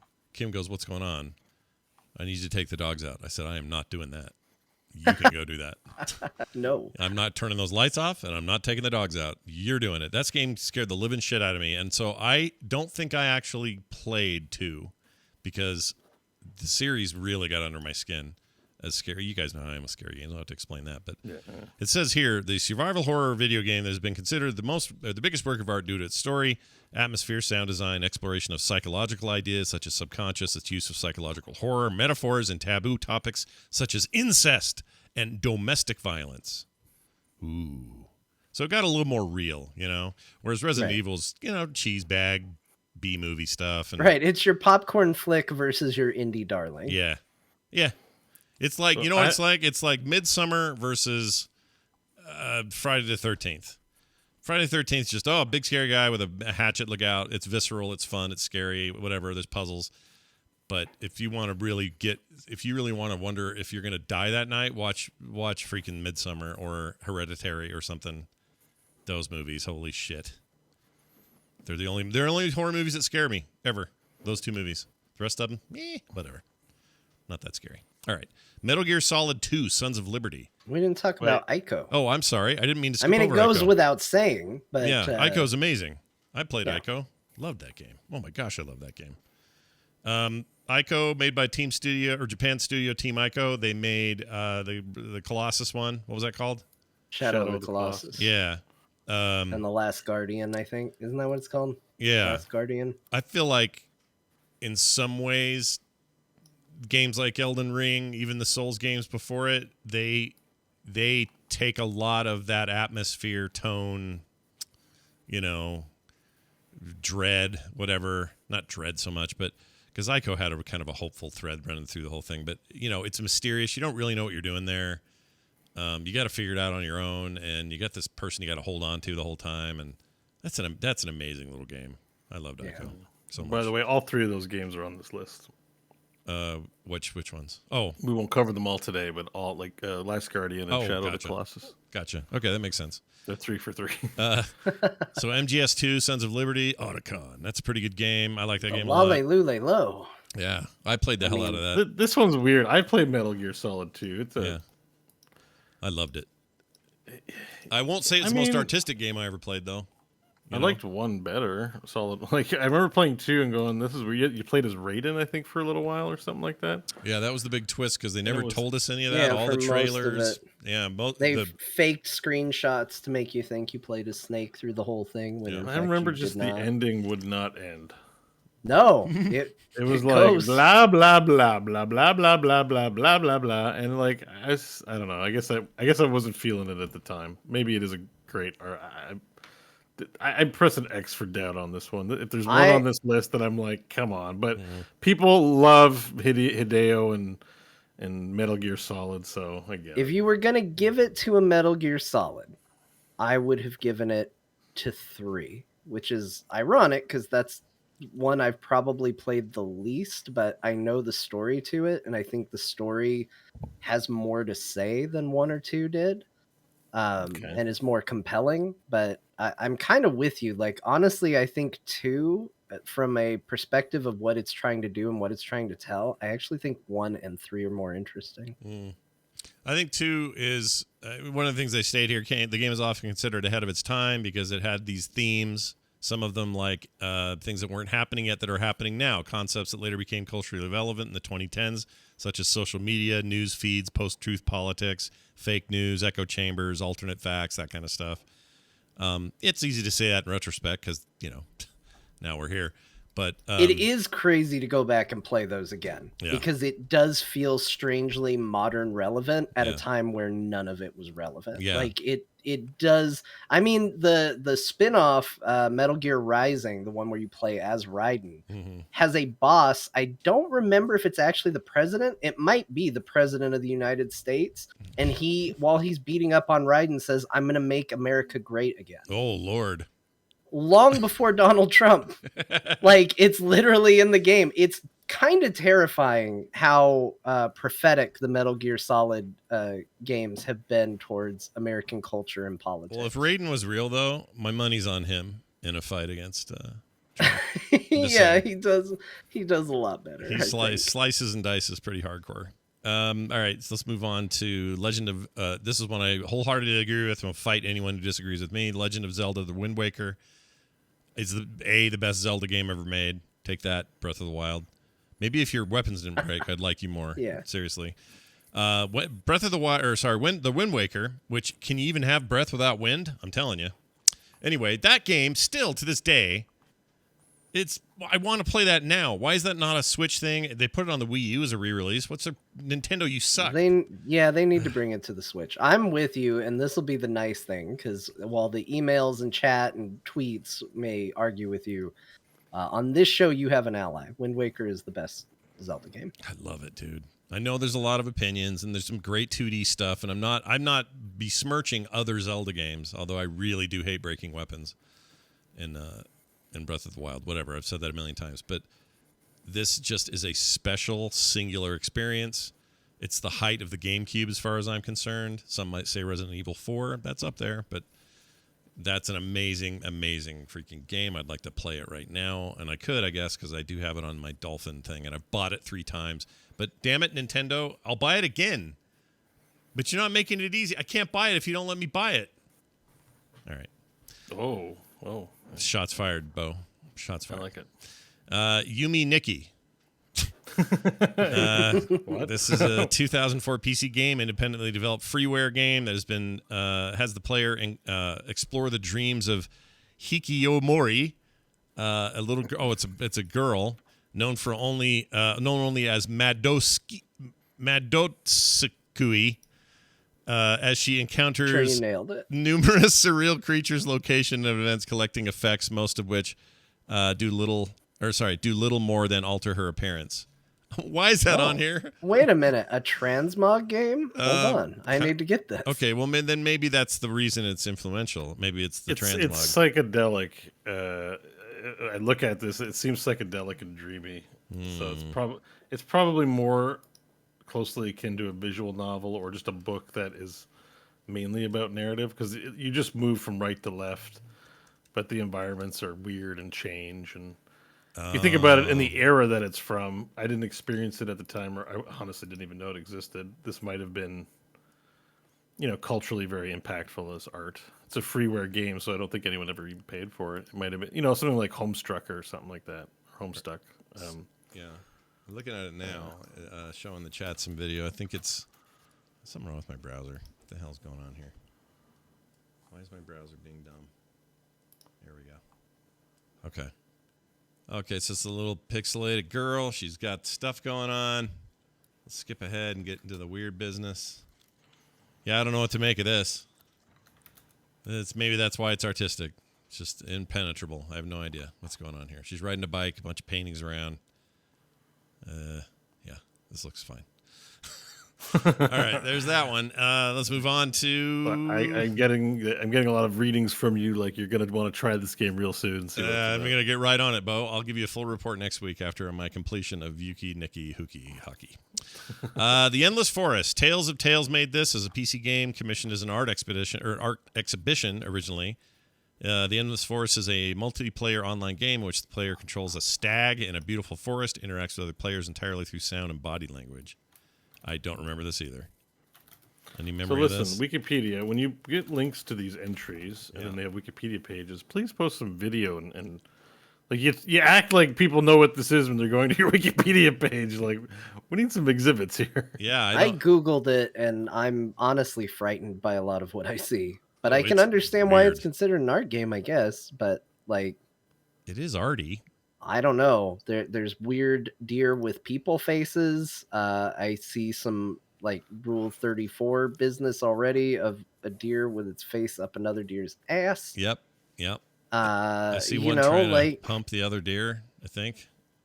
Yeah, there's some deer sex. There's these little paintings down at the bottom. I don't know what he's actually doing to control anything. He just clicked his own ass. That deer was glitching out. I don't know what to make of this. This is another.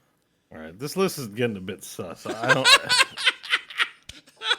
It is getting a little sus. I'm looking at this game and I'm like, I was around for gaming in the early 2000s. Like, no one.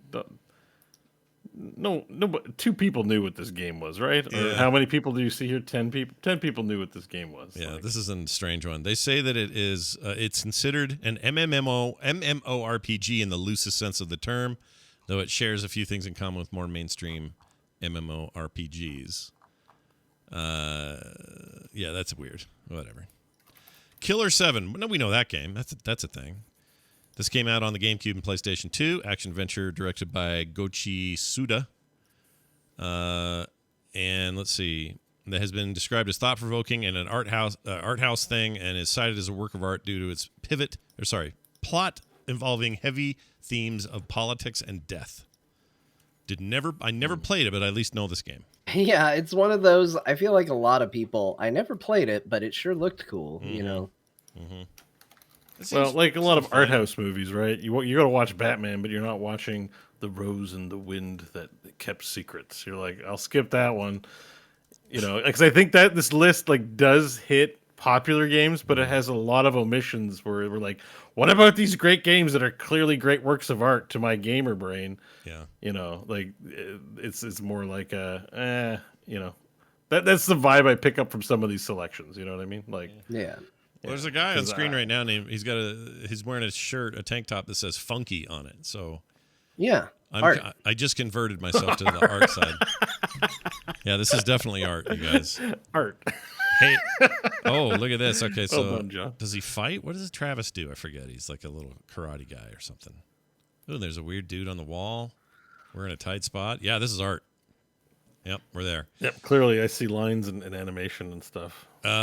Pathologic, a psychological horror adventure survival role-playing game set in a town which is believed to be is befallen by a strange lethal sickness known as the Sand Plague. It gets in your no, I don't like sand. It gets in your clothes. It gets in your underwear. Yeah, it's rough, of course. Rough and coarse and gets all over. I don't know what this is, but it's on here, so there's that. There it is. Yeah. See if I Well, can get at a least little we're piece of that. keeping up with the moving faster now here at the end of the list. Now that none of us know what any of these games It's are. an opportunity to hear about games that we may have missed and will stay missed, I guess, is what we've determined. I wasn't On sure when some we of started those, this for sure, list. yeah. Maybe we'll. No, I think this is good. I like it because I like revisiting some of this stuff. It's just Yeah. some of this stuff is definitely, you know, I mean, I'm definitely not playing the Endless Forest or Yumi Nikki. Oh yeah, And I don't think Yumi Pathologic Nikki. I'm going to play either. Yeah, Yumi Nikki can F off. I'm never playing that. But I might play Pathologic. This seems interesting. It's a Yeah. lot of, what is this? Bachelor? Is I this don't- like a difficulty setting or is this your class? well, it looks like My class is the Bachelor. What's the next option over? I don't know. see. We don't John's know. already interested. I am some kinda- interested. there's What a the hell is bird. this? There's He's some- It's like talking a to text, a damn partial text bird? adventure. Yeah, there's conversations. It's like Disco Elysium. Oh my gosh, my mic's falling apart. Say some words while I fix this. Well, I don't know what that serpenty thing is. He looks almost like an old Star Wars game model. You know what I mean? Like, Yeah. yeah. Anyways, how you doing, John? He should come out and just go Ichuta. Anyways, how you doing, John? That's awesome. I'm just saying All right, words. I fixed it. I have a really Yes. I have a really super jank rig over here for this thing. I gotta fix it. It sucks. All right. All right. Well, I'm going to propose because we're getting to the wrap to the list. I need to step away for 2 minutes. I wonder if we can do mid-show. We can totally do that. We're gonna pause this. Yeah, no. But let's finish the last game. We got one more on. All right, one more game. Here it is. Psychonauts. I think it deserves to be on this game. Yeah, that makes sense. Yeah. Game was very imaginative in a very different, like, kind of way. Yeah. We're polar opposites, right? Like, what's this? What's that? What's this? Oh yeah, clearly. Yeah. Yeah. Like, Yeah, just this is immediate, no like, problem. Oh, yeah, a no. game I played. Yes, definitely Yeah, art. a then. game you could also get readily, and it wasn't some weird, obscure thing no one's ever heard about. In 2005, this was a game that a lot of people knew about, and it was considered not a high about watermark. deer humping. No, So it was not. So, how was the second one received? I didn't hear anyone complain about it, but you also don't hear anyone raving about it. Oh, It's I no heard Stranger of Paradise. I heard nothing but raves. It, I heard did it was real very well. good, Yeah. but I don't think it set the world on fire. Yeah. Much That's what like the like, first it's one. like one of those things where like, yeah, it's a great game, but like maybe it didn't do a lot of sales, not doing a lot of streams. Like everyone's, you know what I mean? It's Like also Game Pass original. It's a Microsoft owned property now. It's on Game Pass Okay. forever. So I think that's part of it. But it also, I mean, it reviewed extremely well. It was up for awards in the end of the year, including the Game Awards. It didn't win, but it was up for Game of the Year. I think maybe so. This is a good example of where a game like this and its influence was so strong that it established a new norm for what 3D platforms could be, and now it just feels like another one of those because it already broke all the rules, and now it's just living by the new rules, I guess. I don't know. Yeah, I mean, my problem with it has always been I think it controls outdated. Like, the controls have always felt bad to Psychonauts, but the world, the humor, the creativity behind it, the things you did all felt very fresh and new and amazing. Yeah. I just wish I liked playing it a little better. It's a little stiff. Oh, yeah. It shows its age. You know, there's some issues like that, but I think the new game, again, I haven't played it, and I should. It's downloaded. It's been on my hard drive since day one, but I just haven't played it. Yeah, it's also from the little I played the first one, it strikes that balance between adult humor but being whimsical. You know, like, yeah, which is hard. And colorful and creative. Like, I definitely remember enjoying it, but I was probably playing something else at the time. Like, you know, but yeah. But I also think technically, while it is an next gen or current gen game, I think it maybe lacked the spark that like Ratchet and Clank's newest outing has, or you know, it wasn't a system seller type game the way it would have been if they'd have released it a few years ago or something. I don't know. it was more unique. I think what you said felt really right. It was more unique at the time when it was first released than you know, a lot of games are doing crazy things now. And its influence has been felt, so now they have to fall under that same iteration, right? They can't change the world again, or maybe they could, but who's gonna? I don't know. I mean, games like that often don't get a follow-up, so if you like that game and got the follow-up, that's really good. Like, is there Beyond Good and Evil? It's being Beyonder supposed to is be that coming out? There's supposed to be. Yeah, I feel like that's vaporware. We're not going to see that one. feels like it. Ubisoft. Sometimes it's a direct sequel. Sometimes it's about a monkey. It seems. Yeah. I don't like it. They've shown 100 different things for that game. I feel like. Yeah, it's weird. All right, well, we're going to take that quick break. Bo's going to go pee, and then we'll be right back with more. Stay tuned. All right. Like, oh my gosh.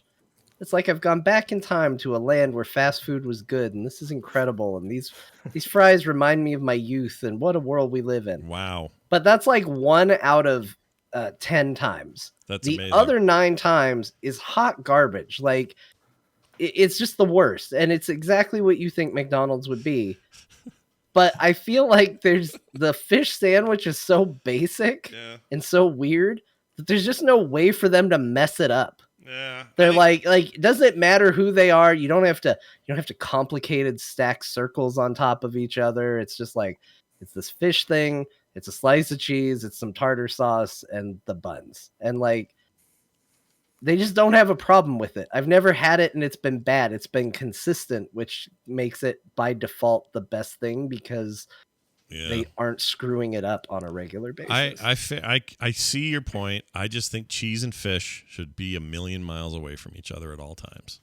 They shouldn't ever go together of any kind of combo. No fish, no cheese.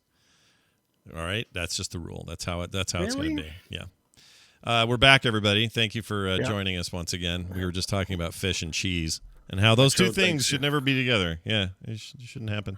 I think they can go together. All right. Well, there's another place nearby that sells. It's called, I don't know what it's called, but it's basically like a taco salad, but instead of taco meat, it's fresh fish. Yeah.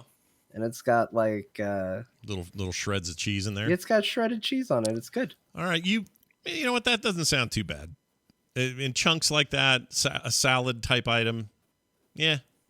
Because cheese is already a little weird in salads. You got to work things around. A tuna melt. Yeah, good point. That's fish. All right, maybe there's no 100% here, but there is definitely an argument to be made about a piece of squished together cod and then a single piece of fake American cheese. Like, ugh, bad. I mean, I don't like American cheese in general. I think American cheese is bad. Yeah. And I think anybody that has the option to put American cheese or cheddar cheese on something, I think universally whatever you're making is better with cheddar. Well, better with cheddar was my porn name in high school. All right. It was right. Let us try to do this now. Okay, so we've done all that. We're moving on. Oh, Dear Martha time, everybody. It's where John has gone and found a review somewhere, either on Steam or Amazon. Today it's on Steam. And What is this game? John does not want me to show this on stream. He's got it in bold letters. I'm going to take him at his Yeah, word. let me be clear, because I kind of realized this after I put the title and I looked at the review. Yeah. This is a porn game. Ah. I just want to say that out there. No judgments if you own this or are intrigued by this review. But as the review isn't going to make it clear, before you go rushing out to hear what this perhaps whimsical concept might be, this is a porn game. Mine, I did a search for it. It says it doesn't exist. Maybe I'm... Oh, it's on Steam. Yeah, I'm you watching the trailer now. And Oh, here we boy, go. oh boy. Oh, I have my stuff on. Oh, because I'm not logged in. You have to be logged into Steam for it to show you everything. Yeah. Because you have to verify your age and stuff. Well, yeah, because now they just straight up show porn on Steam. Yeah, it's just straight up cartoon porn most of the time. I All mean, right. It's pretty well animated. As cartoon porn streams go, or scenes go. So this is called Orc Massage. I mean, it And, gives the Breath of the Wild a run for its money. I'll bet it does. They probably don't break any weapons in there either, which is great. It's a step up. Well, you might not. Oh. Depends what you call a weapon. Yeah, I guess so. All right. Well, we're going to find out how Orc Message got reviewed, or massage. I said the massage, not the massage. What's the message? We orcs are pissed and want human blood. Okay, I'll pass on the orc message. All right, here it is. John, here's your music. Take away. Ah, dearest Martha, I present to you now my review for the video game Orc Massage. Martha, imagine being a humble orc, down on your luck. It's not easy for a big green guy like you to get work. You got few skills, the economy is in shambles, and anti-orc prejudice is alive and well. But then, a goblin recruiter looks past the tusks and directly into your heart. An orc, down on his luck, may have something to offer after all. The city is full of tense monster girls who just need to unwind, and who better to help them do it than a big orc dude with a firm but loving hand. Orc Massage is a story about hope, about friendship, about class struggle, a tour de force about the triumph of the human orc soul.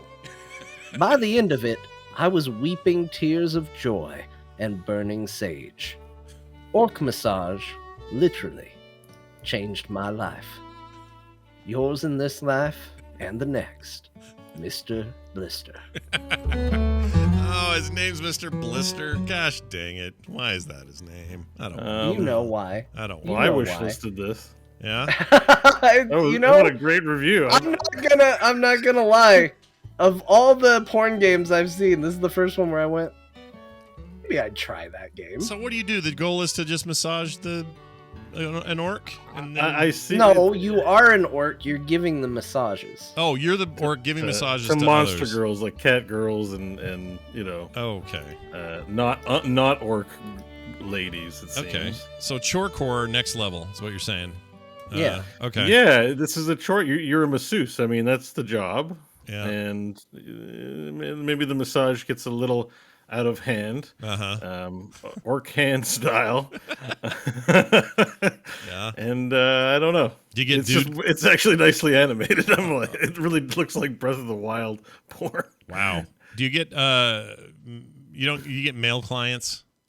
Is that a thing? You know, I don't think I don't so, know. but I It's don't an early know, Scott. access, I haven't so- played it. Despite this amazing review, I It's didn't an- write it. It's in early access, so now's the time oh great.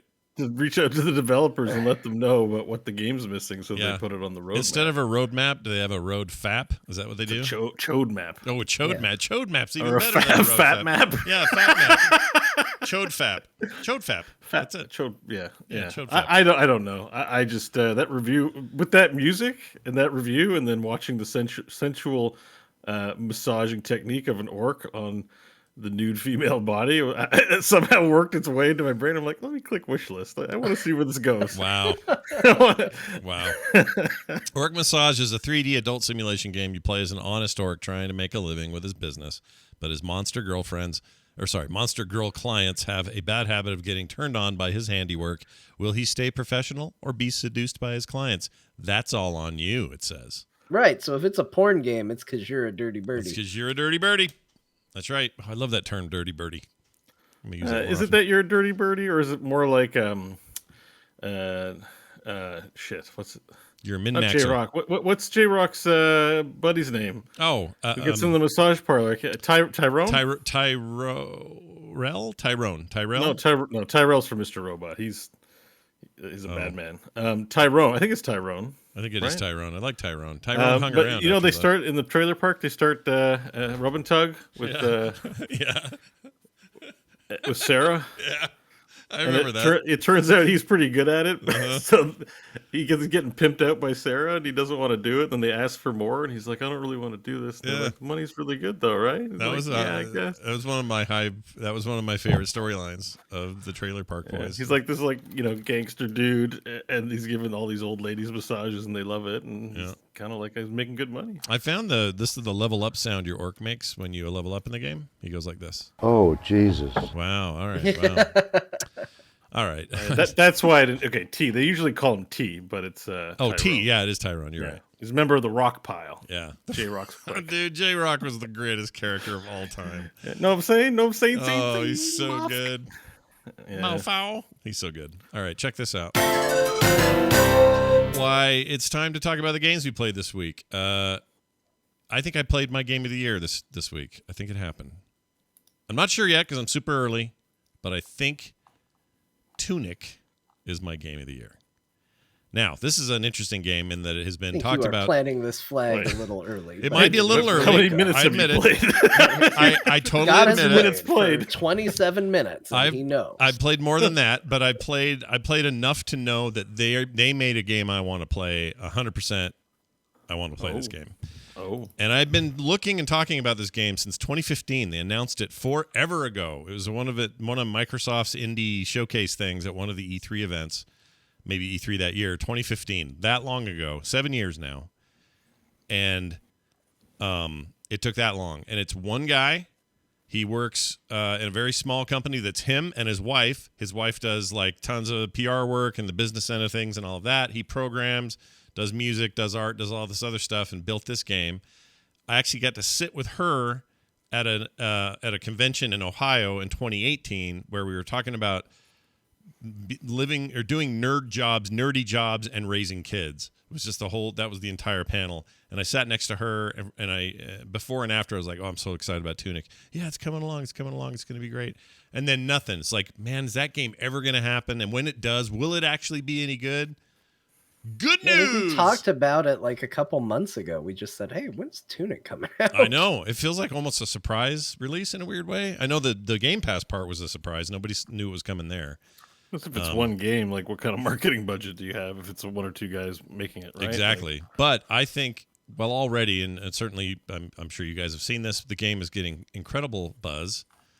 Every review I've read is stellar, and every streamer that's playing it is loving it, and it's all over the place. And this is, again, just one dude and his wife trying to make a video game. They don't have the budget these big companies have, and they're not telling them they shouldn't stream it or shouldn't. It's just happening naturally. I love when that happens.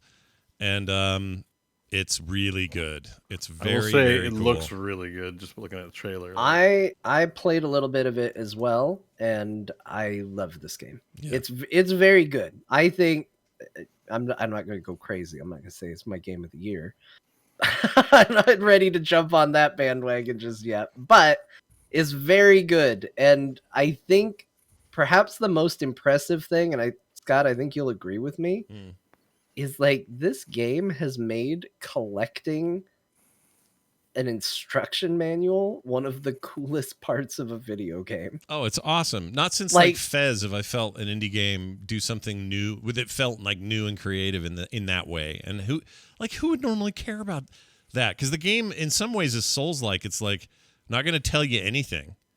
And you slowly kind of find out how shit works just by playing it. And sometimes it's hard, and sometimes you die, and it sucks. And boss fights, I've only done one, I think, kind of a boss fight.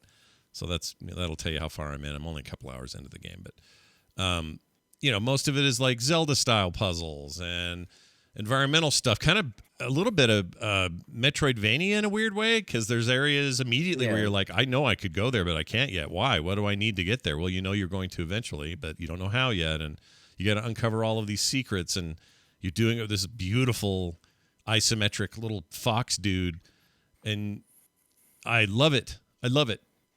I mean, I'm telling you right now, I love it more than anything I've played this year. So if that's not criteria for early game of the year, I'll leave that judgment for later. But right now, it's hovering there for me. I'm seeing a lot of this game as a Zelda's plus Dark Souls light.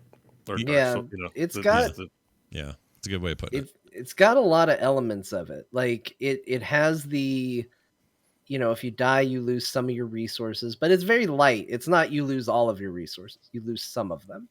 It's got the rest at a bonfire sort of place. Enemies respawn, but you get all your health back. Your little flasks that you collect that replenish health get replenished. But it's also, it doesn't have to be punishing. So a lot of times when people say it's like Dark Souls, everyone thinks, oh, well, it's going to be very hard. You can literally, in the settings, make yourself invincible and take no damage in this game. It's not Also, necessarily designed to be punishingly difficult, right, unless you kind of want to go down that road. Right. And even then, I don't think it's that hard.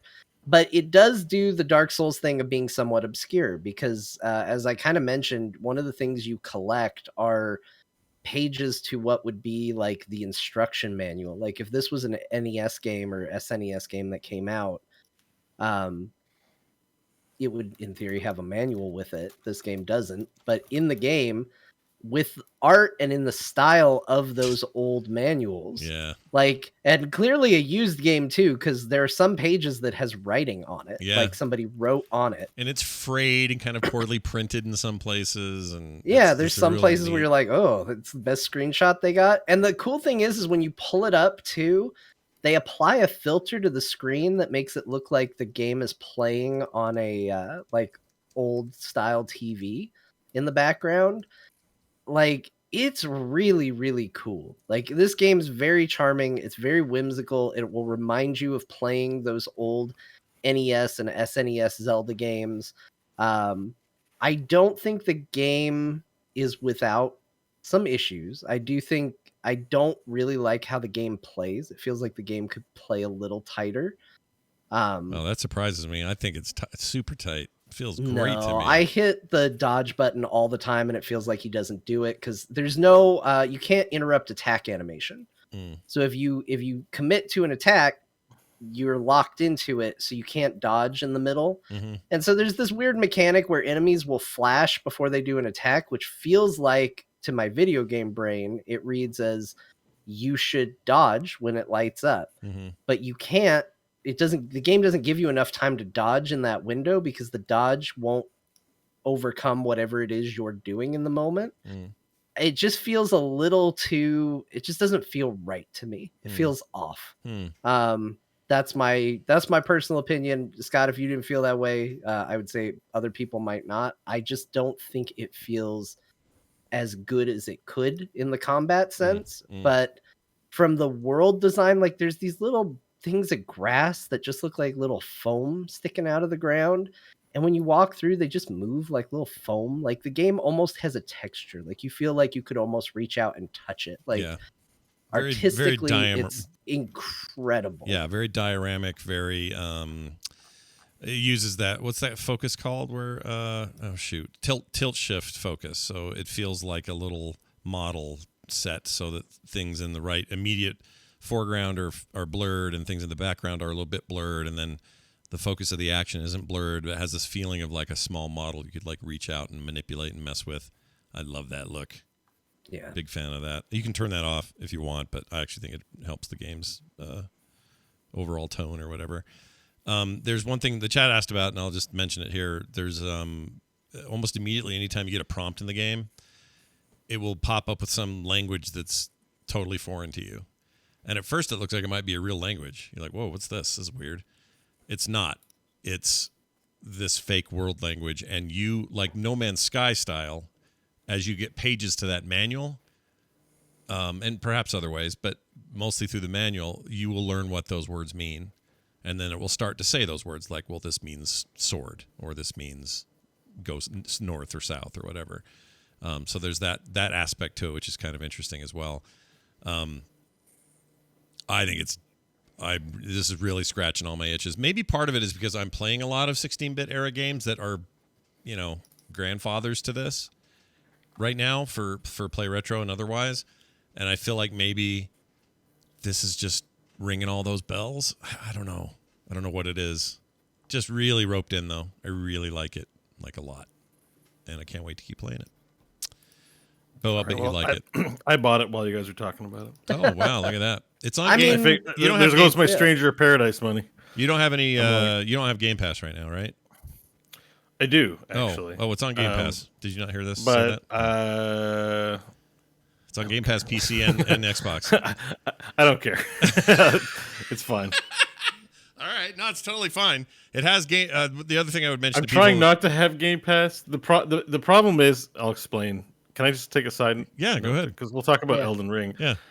I think I mentioned it last week, maybe. So stop me if I over elaborate. But in order to get the online features in Elden Ring, you have to be subbed to Xbox Live. Yeah, that's Guess true. how much Xbox Live costs? At least Canadian with tax, it's probably $13. It's like $19 to have Game Pass. Yeah. So, and I bought Elden Ring on Xbox because I didn't know I was getting a new computer. Right. So to play with the online features, which are absolutely free in the PC space, I had to get Game Pass. Yeah. So I have it, but I'm mad at it. So I'm playing a game I bought on Xbox, but I have to pay for Xbox Live. And I thought, well, maybe I'll feel like playing something. Yeah. And now I bought it without even checking if it was on Game Pass. And see, now I'm annoyed. But it's a single developer. I'm happy for them to just have my money.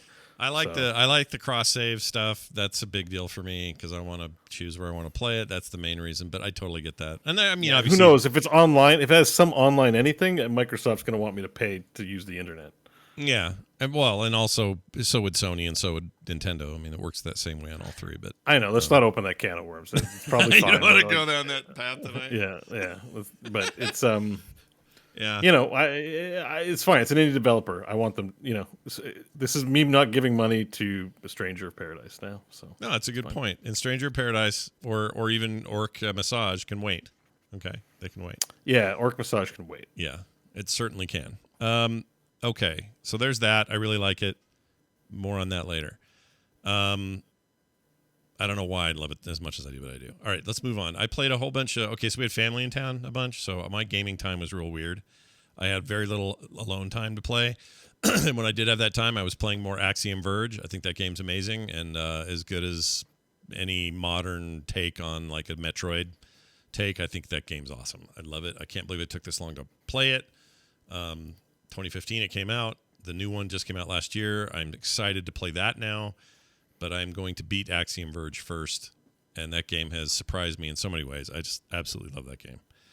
But it's old news, so I won't spend too much time on it. Tetris Effect, you guys remember that? That's a thing. Yeah, I love Tetris Effect. It's very good. It might be the greatest Tetris game ever made, although I would argue the DS Tetris game is probably my favorite of all time.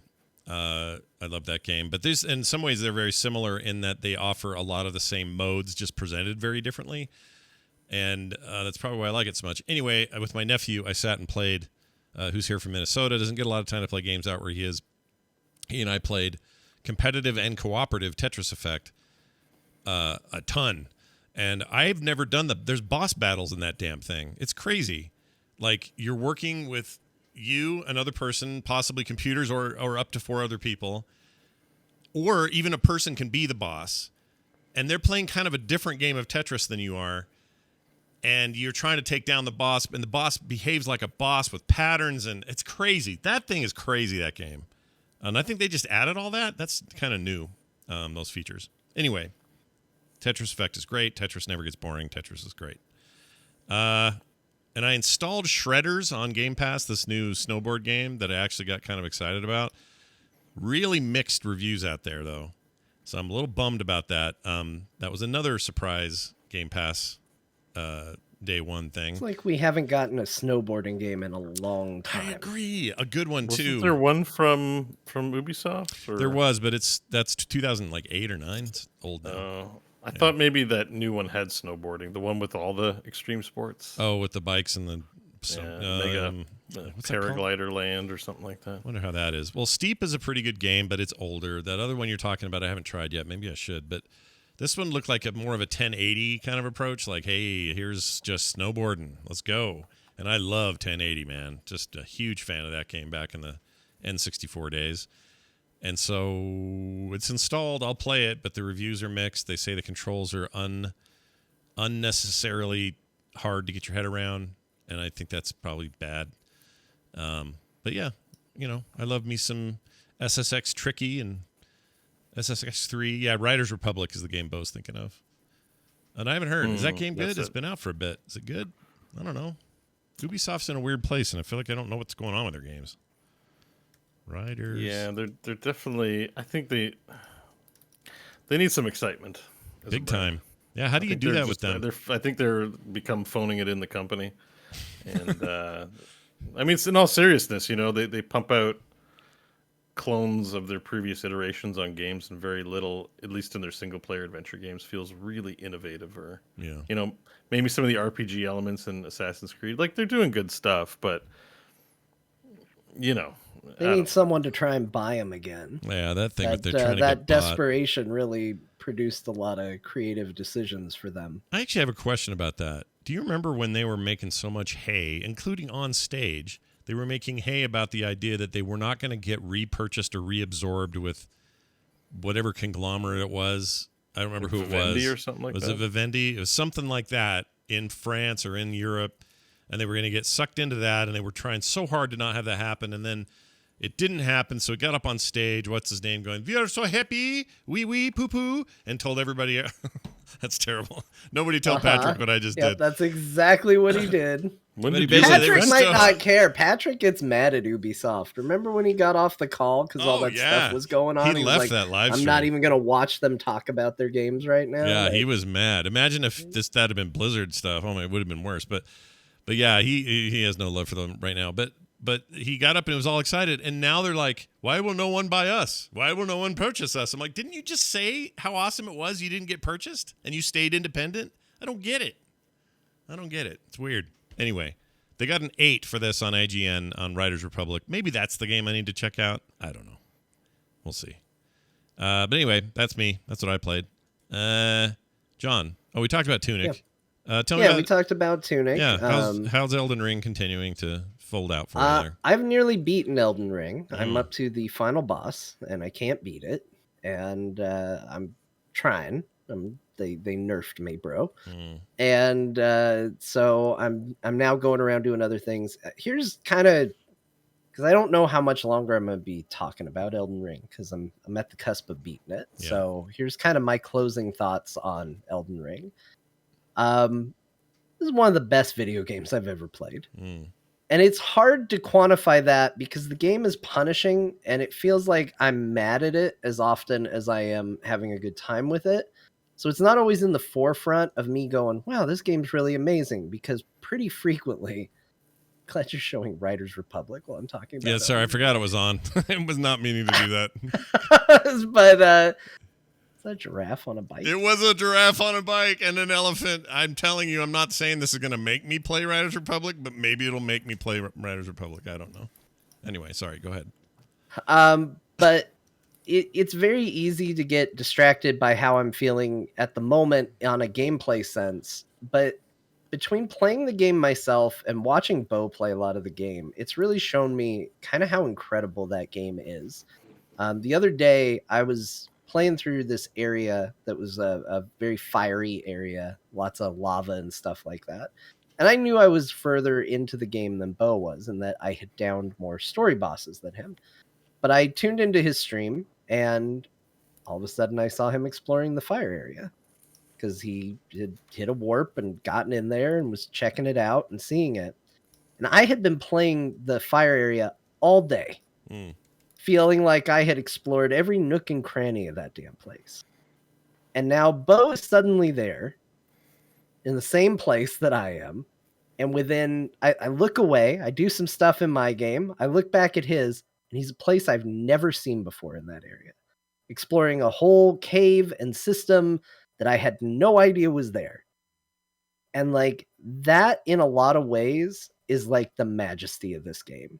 Like, it has created this big open world where it feels like it's not just go to this place and do this activity and repeat. There are elements of that. Like there are caves and there are ruins, and you see similar patterns throughout it, but they've tucked them away, and they haven't tried to advertise them in the way that most video games do. Yeah. And they've put the desire to explore these purely on what will that do for you? Is that going to get you an accessory that's going to change your build? Is that going to get you a weapon that will beat any other weapon if you like the way it plays?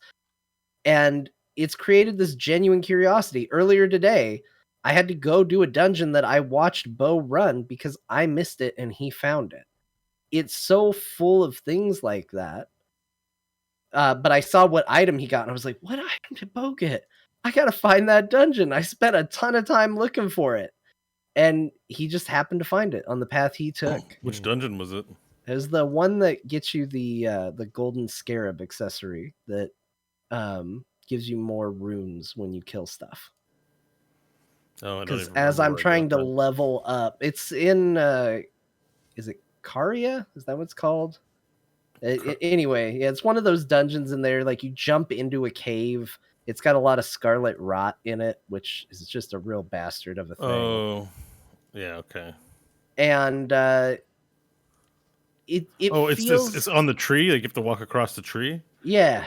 Yeah, Yeah. that's what I was like. Here's a tree branch, and I walk, and I'm like, oh, there's a dungeon on the other side of this tree branch that's hanging over a cliff. What the hell? Let me Yeah. go in here. Like, I never did it, Yeah. but Bo was there, and I was like, I want this.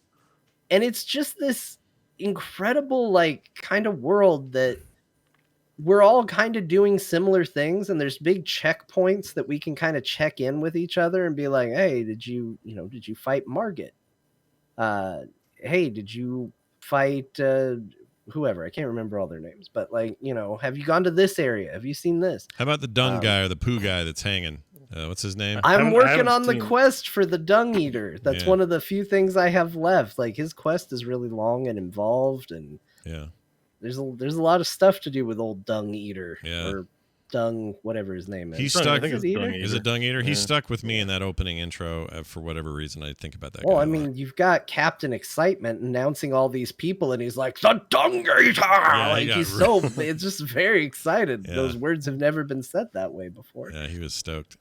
Today, but Stoked about it's crazy good. The spectacle, the stuff that's just off the beaten path. Because I got to the final boss, and I was like, but wait a minute, I still have huge chunks of my map grayed out. Mm-hmm. How am I to the final boss if there's like, a sixth of the map that I can't even see right now? Mm. And I know there are other bosses because they've pointed them out. That excitable guy that was talking about the Dung Eater talked about all these people. I haven't seen half of them. Mm. But I'm to the a lot final of bosses boss. are optional. Yeah. And so These you speed just runs, explore. people are speed running this thing in 30 minutes. Obviously, they're skipping a ton of content to do it. Yeah. But I suppose that goes to your point earlier about how the game isn't actually hard. It's just a practice and redo, and then once you figure it out, you can run that thing in 25, 30 minutes, which is crazy. Well, to Yeah. me. They're mean, probably there's- using glitches and stuff. I don't want to get spoiled, so I didn't look at any of it. But I'm assuming speedrunners glitch things to. Well, the one I they're watched, they using didn't. skips. Oh, are they? Because the one I watched, they were, maybe it was longer than 30, but I watched one where I didn't watch it to the very end, but most of the time it was just he knew what areas to jump through, get away from stuff, don't ever touch this dude, don't There's kill that too. guy. Yeah, Skyrim but- was beatable in 2 hours as well, and that's like a 200-hour game if you Yeah. let it. Like, Yeah. it's like it makes for an interesting headline, but the game's designed like any open world game is designed to be open world. Like, so of course you can beat it right away if you're a maniac, right? You know, Yeah. it's like, Yeah. okay, Yeah, you no know, kidding. it's like That's supposed to be I true mean, of they're- Tunic, by the way. Tunic's supposed to be, if you know, and that I'm staying away from spoilers there because this is one I don't want to know about. But in Tunic, supposedly there's a way to go straight to the boss, and you could beat him with a stick if you knew what you were doing. Like right away, you could I do mean, it. that's pretty cool. And that's the stuff I'm excited for. And that's the stuff I like about this. But yeah, they are doing things where it's like, well, if I jump off this ledge and hit this, I don't have to go to the whole first castle. I can just skip that entire area. Now I'm in the lake zone, and I don't have to bother with any of this. Can someone make a game where a speedrunner can't do that though? Like, just as an aside, like, can we get a game where it's like, we're making this for speedrunners, we've tested all the bugs in it, and you can't finish this game unless you play it 20 hours. I mean, there's got to be. That'd be interesting. Although I have watched Final Fantasy speedruns, and those are still like 4 hours long. Oh yeah, some are like, much longer, but I think the answer to your question, Bo, is they already do. It's just they just range in how long. So like Elden Ring, apparently this patch killed a bunch of speedrunning. Chat room's talking about that as well. But whatever this patch is, just destroyed a bunch of speedrunning plans for a whole bunch of people, which is fine. I don't think they should feel bad. That's how that works. But if somebody beats, I don't know, Symphony of the Night, I was watching a speedrun yesterday. I'm kind of fascinated with this. I don't know why. 16-bit speedruns are fun to watch. No, I watch them all the time. Yeah, speedruns are fun. Yeah. I don't like.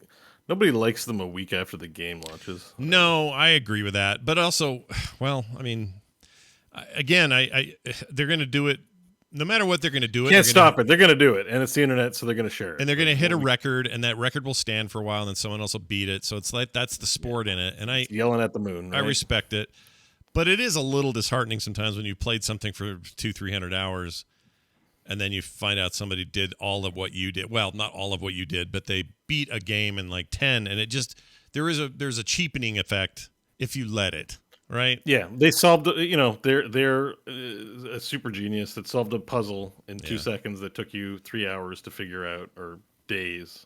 Yeah, and that sense of self-congratulation at your victory is diminished because somebody did it in 2 seconds because they have a math brain or something. Well, I mean, I think there is an element of that, but I also think that you will regain your appreciation and feeling okay about your achievement if you ever try to mimic a speed run and you realize how hard the things they is. Yeah. The other thing about speedruns too is that they're speedrun communities. So it's not just some guy who's like, I'm a super genius, I figured it all out. It's like a game launches and they're immediately sharing the things they find. There's a community of people who support each other. So when something gets learned, it's not like keep it a secret so I can get the record. It's like it'll become known as soon as you do it. So there's whole communities just based on sharing information about things they found to make their speeds faster. So, it's fascinating. And I think some of this in Elden Ring is done intentionally because I did watch a bit of that speed run, and one of the things that's interesting, those enemies that are like cabinets and they open up and will sometimes pull you into it. They're like big metal, like Iron Maidens on wheels. Like there's one of those, just one, not all of them. If it kills you, if it pulls you into its cabinet, closes and kills you that way, it teleports you to a different section of the game. Oh, I think I found that one. And it's the only one that does it. Oh, is it the only one? Yeah. Yes. That's how I ended up in the fire. I ended up in Carria Manor in that fire thing because of that. At the bottom of Academy of Raya Lucaria, there's one of those things, and it killed me by eating me, and I thought I was in Fireland, and I was like, what the shit is this? Yep. And then the boss is 2 of them, and I couldn't beat it. I was like, get me out of here. And so I left. But I'm going to go back.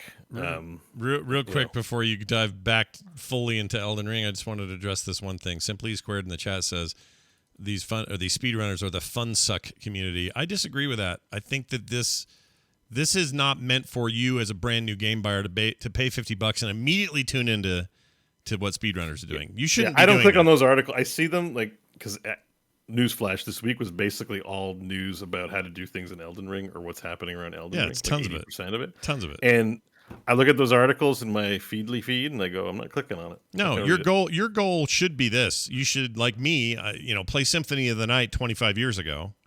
Yeah. And then go, oh, that game. Let me see what the speedrunning community is like on that. Oh my gosh, look at these guys go. But they're not sucking fun out of it. They're actually making the game live on for you a little bit. In a way that you didn't. Later, you'll appreciate that they exist because if you don't feel like playing Super Metroid and want the quick version of feeling the experience, there's a 2-hour speed run, and that's fun enough. Yeah, it's fun. It's really good. One of my favorite video features is actually, so I think it's IGN that does this, but they will have the developers sit in and watch whatever the current world record speed run is. and offer their commentary watching somebody basically break their game. Mm-hmm. I watched this for the Doom Eternal one, and it was hilarious. Like it was extremely entertaining because you got these devs that are watching people utilize tools that in some cases they were just hoping nobody would notice existed there. And so they start blaming each other. They're like, I can't believe you left that in. You left that in for you, and now they're using it. And like it's genuinely this like fun thing. But I agree, it's not something that you jump in and try to experience alongside your initial gameplay. Like it is something you come to specifically for what it is. Yeah. That's why it's better just ignore it. Yeah, and I mean the way I look at it is this is a meta thing, and games are very meta now, and this is part of it. I think it's fun to embrace it. Also, the speedrunning community makes so much freaking money for charity every year with that Games Done Quick thing. It's insane what they do. And I love watching those streams. Yeah. The only thing I'm sad about is, and I'm not saying that they should, I respect their decision, but there is something about when they were doing those live, and obviously post, pandemic and all that, they can't get together for it, but it just loses something when it's just everybody basically doing their Twitch stream, but during the event, that loses a little something. The humble production quality of hotel chairs scattered everywhere, all disorganized like. Yeah, I miss is part of the experience. Yeah. It's part of what we love about, and the awkward, nerds. They're not media trained, but doing a great job. They remind me of going to Magic the Gathering pre-releases at hotels. Yeah, with the guy in the Magic judge with the giant ref Footlocker shirt and mustard stains on it. And I'm like, I know where I am. This is. In most places, if the ref has mustard stains, it's a bad thing. Here, you're like, it's cool. It's rock that mustard stain. That's an important shirt and an important part of my experience. I agree. And yeah, Games Done Quick is like that, right? You don't want Entertainment Tonight in your production. So. Yeah, I agree. I think maybe I don't know what their plans are this year, but they might be able to. Numbers are so down now. We're getting to endemic stage. It's entirely possible they get that live again. That'd be really nice because I definitely enjoy it more when it's the weird, humble production that it typically is, and you got everybody cheering and stuff. Yep, I agree. But just in closing, I am blown away by Elden Ring. Like, bottom line, I've sunk over 100 hours into that game since it came out, which is an insane amount. And I already want to just experiment with different builds and try other things, and I know there are still huge sections of the game that I'm probably missing, even though I have now finally filled in all the blank spots in the map. I've heard there's different endings. It's just really, really good, and it's really captivated my imagination about what like an open world game can be. And it's been fun to watch other people play it. It's been fun to play it myself and just see how wildly different all of those playthroughs are. It's just done it so right. So I love it. I made fun of Scott for it earlier, but like right now it's the coolest thing I've played this year. Yeah, it'll probably be your game of the year. It'll probably be a lot of people's game of the year. It might end up being mine once I get more time, but it's funny. I think a lot of the reasons that even early on Tunic is working for me are similar reasons. You know what I mean? Which is weird. I didn't expect that. I didn't know what Tunic was going to be because they were so tight-lipped about it. Nobody knew.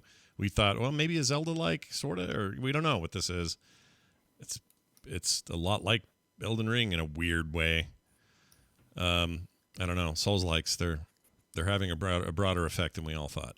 All right, Bo, tell me about you and Elden Ring. All I did was play Elden Ring the entire week. I touched nothing else. Yeah. Any thoughts to add there? It's hard because if all three of us were playing to the same depth, I think we'd have that conversation. I think, but I know you're like, I'm more interested, Scott. Like, how much time have you put into it? It doesn't seem super appealing. It's not that it doesn't appeal to me. It actually appeals to me greatly. The problem is, I've had to face up to kind of a time problem. that I didn't know I had, because when I jump around and play a lot of games, sometimes that is a time reason. Like it's like, oh, I can play a little bit of this and a little bit of that, and it's okay, and I can move around or whatever. For me to really deep dive has been super hard lately in particular. And as a result, games like that, which need that kind of time, unless I'm going to spend a bunch of time on guides and, okay, this enemy I can, I really don't want to do that either. I want to experience the things that make the game great, the discovery of how to beat a character or a creature, a boss, whatever. I want to get that organically. And as a result, I'm like, well, to do this properly, I need like 5 hours. I don't have it. And so I don't. I do something else. So that's been my problem. It's not the game's fault. And I don't even think it's my... I think I may just have finally come to terms why these Souls-likes haven't worked for me before. It's never been about the difficulty. It's about the time investment. And I just haven't had it. So I need to figure out I would agree with that. It's like a lot of games. It asks you to sink in. Yeah. Even story games. Where was I? What's these characters? Dark Souls doesn't have that characters-wise, but it has that like context-wise. Right? What am I doing? What have I explored? What didn't I explore? Like too much time away from the game would affect me that way too, I think. Yeah, so I'm having that problem, and I 100% will be playing it more. I'm not done. Not even close. Yeah. But yeah, you're right. I would say there's a lot of game in this. Like, I think I did 3 zones, and then I'm going to a 4th one. And I'm like, well, there's this other zone that I skipped past, and it's a whole way bigger than I thought it was, and there's a whole pile of shit in there to do. And I'm being kind of completionist myself about it. Like I'll spend time looking at the overworld and investigating every nook and cranny, kind of. Like I plan out my exploration phase and I cover ground. And I know I'm not going to get everything, but I try to make sure I'm doing a pass on all the surface area. Yeah. It's time consuming. You can't play the game that way. Like, I think everything's available online. So if you wanted to just know things, you can keep Google open and make a more efficient thing. But I just think you're undercutting your experience doing that. Yeah. But at the same time, I will say this. I'm ready to be done with Elden Ring. like I've enjoyed the game, but it's gone a little too long, and I know I'm still probably going to be playing it for a while, but I'm kind of it's a bit too much. And I'm not the biggest open world fan. I definitely don't want to play another open world game anytime soon after this. So I'm really starting to think about something I want to do after. Like, I think I'm going to pick up Tiny Tina's Wonderlands and play that just to wash my mouth out and have a latest gen sort of game anyways to play. Sure. To wash my mouth out of open world, like forever games. Just explore this massive pile of land for 10,000 hours. It's like, oh my God. And then to go to another game, like I can't play Horizon. Oh yeah. I was thinking maybe of playing another one. I can't play a game in this genre back to back. Yeah. I'll probably play Tunic, but I sort of thinking about that differently. So hopefully it's not this massive 3D space. I agree. So I'm ready to be done with the game, but I'm like committed. So I got to see it through to the end. But yeah, you're going to be there for a bit, I think. I would say, because that's why I asked you about that, because I think, long term, it is, even if you get 5 hours, when's your next 5 hours? Right, is it that's in a month? the problem, right? Yeah. I don't really recommend this game if you're going to do 5 hours a month, maybe. Yeah. Because I'd like this game, but I'd like to be finished the game. And I guess I could finish anytime, but I'm like, but what if there's a cool sword? So yeah, that's how they get you. There's always a cool sword. Yeah, count on it. Yeah. But it's funny you said that, by the way, because I picked up Borderlands 3, which I passed on originally for $10 the other day. It was on sale, and I was like, well, that's too cheap to pass up. So I may actually end up playing that at some point when I'm just want a shooter. There's a game I bought it when it was released on Steam after the year of exclusivity, and just maybe played a few hours of it. Really? Just didn't do it for you? It's a game that's better with friends. I think that's a game that kind of ruined the single player experience after I played the entire 2 and all the DLC with Crofton. And now, just like we're talking about Stranger of Paradise, the dumb humor of it is not as nearly as good as when you're laughing with somebody about it. So I'm gonna play Tiny Tina Wonderlands, but I'm a little worried I'm gonna feel the same way playing this game, where it's like, I'm playing it, but I want to play it with some people. Yeah. So well, that game has that secret level where you unlock a thumb drive full of questionable porn at at a restaurant, right, John? Is Yeah, I that think the- so. I think Yeah, so. yeah, That's right. the one. At a medieval time. Yeah, medieval times. That's what it is. All right. Well, I read this note in here that says closing the book on Lost Ark. Yeah. So here's By the way, one more Oh, yeah, closing go thought on Elden Ring. No, you're Not fine. that hard of a game. Just in case you missed the beginning of the show. Stop bragging about how you're good at the game. Yeah. It's not that hard to play the game. So closing the chat. So I feel like a little bit I have to PSA this because there are people who've joined the guild and who check in on the Lost Ark thing with me in particular. But I have brought it up and talked a lot about it on the show. But I think the last time we talked about Lost Ark, or I spoke about Lost Ark, is that it's like a really good chef prepared. Chef Ramsay made you the best meal ever, but put a scoop of diarrhea on it and told you it was a good part of it's part of the experience of eating the thing. So I've decided that the diarrhea is too much. It's not. You can't do the diarrhea anymore. And specifically, I got recommended. I watched some of it, but I didn't even watch. But I got YouTube recommended a video. Player spends 15,000. Asmongold, I think, interviews player that spends $15,000 in the game. Who does that? And I went. Oh, here we go. Here we go. Lord. Here we go. I hate that. So I'm listening to it because I'm trying to find out, are you buying costumes for your little quest givers? All right, whatever. That doesn't affect me. As it turns out, the later zones in the level, like when I first started playing, there's about 13 zones. I think I'm at about 9 or 10. I can't remember. But you need item level to hit the zones just to do the world questing. So, as it turns out, right now I'm in a phase of endgame where this percent chance for increases have not gone lower than 80%. So I get my item level upgrades, no problem. It's great. Sometimes I fail, no big deal. Or do not my dailies, but just do the chaos dungeons and the raidy shit and get mats and go for it. It goes down to like 10 to 3% as you scale up. This sounds like Black Desert to me. That's really low. Yeah. That's 3% chance, 10% chance on an item upgrade means, on average, best case scenario, not best case scenario, but average best case scenario is you fail 9 times and get 1 upgrade. Yeah, that's bad. However, you could fail 50 times. On 1 piece of gear, you have like 9 pieces of gear. Yeah. Okay? So you might want to shortcut that to hit the content gate, right? Yeah. So maybe you're swiping. Now, as part of this thing, there's a daily spending limit of $1,000. So they limit you, but over 15 days, you can blow 15,000 to get your gear to a certain level. Oh, $1,000. Thank goodness they put a ceiling on $1,000. Yeah, thank goodness. Those responsible guys over at Smilegate and Amazon are very responsible. So here's the thing. I can put up with a little bit of this BS, and I don't want to even sit and get into that conversation like they're snake oil merchants, and this is what snake oil merchants look like in 2022. They don't look like they do in the Old West. They give you a pretty video game, tell you it's worth your time, and then ask you to give them $15,000. Yeah. Sit in a boardroom and say, we got a bunch of people who spent tens of thousands of dollars.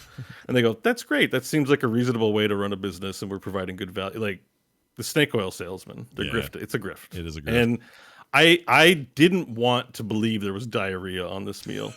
I really wanted to believe this game was good enough it would accommodate me, but the fact is, if I start playing endgame and can't hit content gates because I'm behind, pressuring me into making those purchases, that's really directly impacting gameplay at this point. Yeah. And I just don't need that abuse. To be frank, there's lots of games out there. Mm-hmm. I don't need Square Enix's abuse about what I can and cannot stream. Mm-hmm. And I don't need Smilegate's abuse to play their game. You know what? I don't even have to play games. There's lots of great books. I can just stop gaming, guys. How about that? Yeah. Like, stop this nonsense. Before I get into a rant, I'm going to cut it off there. But I agree with you, by the way, 100% on this. I don't mean, especially playing Elden Ring. Like, think about it. Lost Ark is not that good of a game that it deserves $15,000 from someone. Elden Ring deserves $15,000, but they're only ever going to ask for $60 to $80 or less when it's on sale, and they're going to give you a great game. Yeah. So this isn't really about even the moral right or exploit. Just forget all that. The game's just not worth $15,000. This is or $10,000, or it's not worth more than $50, $60. And maybe a $10-month sub or something like that. I'd pay a subscription fee. but they're asking for too much, and they smile like it's okay, like everything's fine. Like what? There's no, and if you're saying that's the way it is in Korea, they're still grifting people. It's still a culture of people accepting being grifted. I don't think it makes it any better. No. That it's more culturally acceptable in one country. A scam is a scam, and games are not that important. It's not like food. You don't have to give somebody money for some pixel. Like basically, you're making health bars go down faster. Pixels. Anyways, I'm just gonna stop ranting. So I've decided I'm closing the chapter on Lost Ark. I love 8-button Diablo. I love the gameplay. They've done a lot right here. There's lots of great inspiration to take from this game into other games. But it's a exploitative model. By the way, there's also new content out. Oh, so the game's been out a month, and there's a whole new zone with a content gate on it. And once you hit that threshold, your chances go back up to 80%, and you grind down again.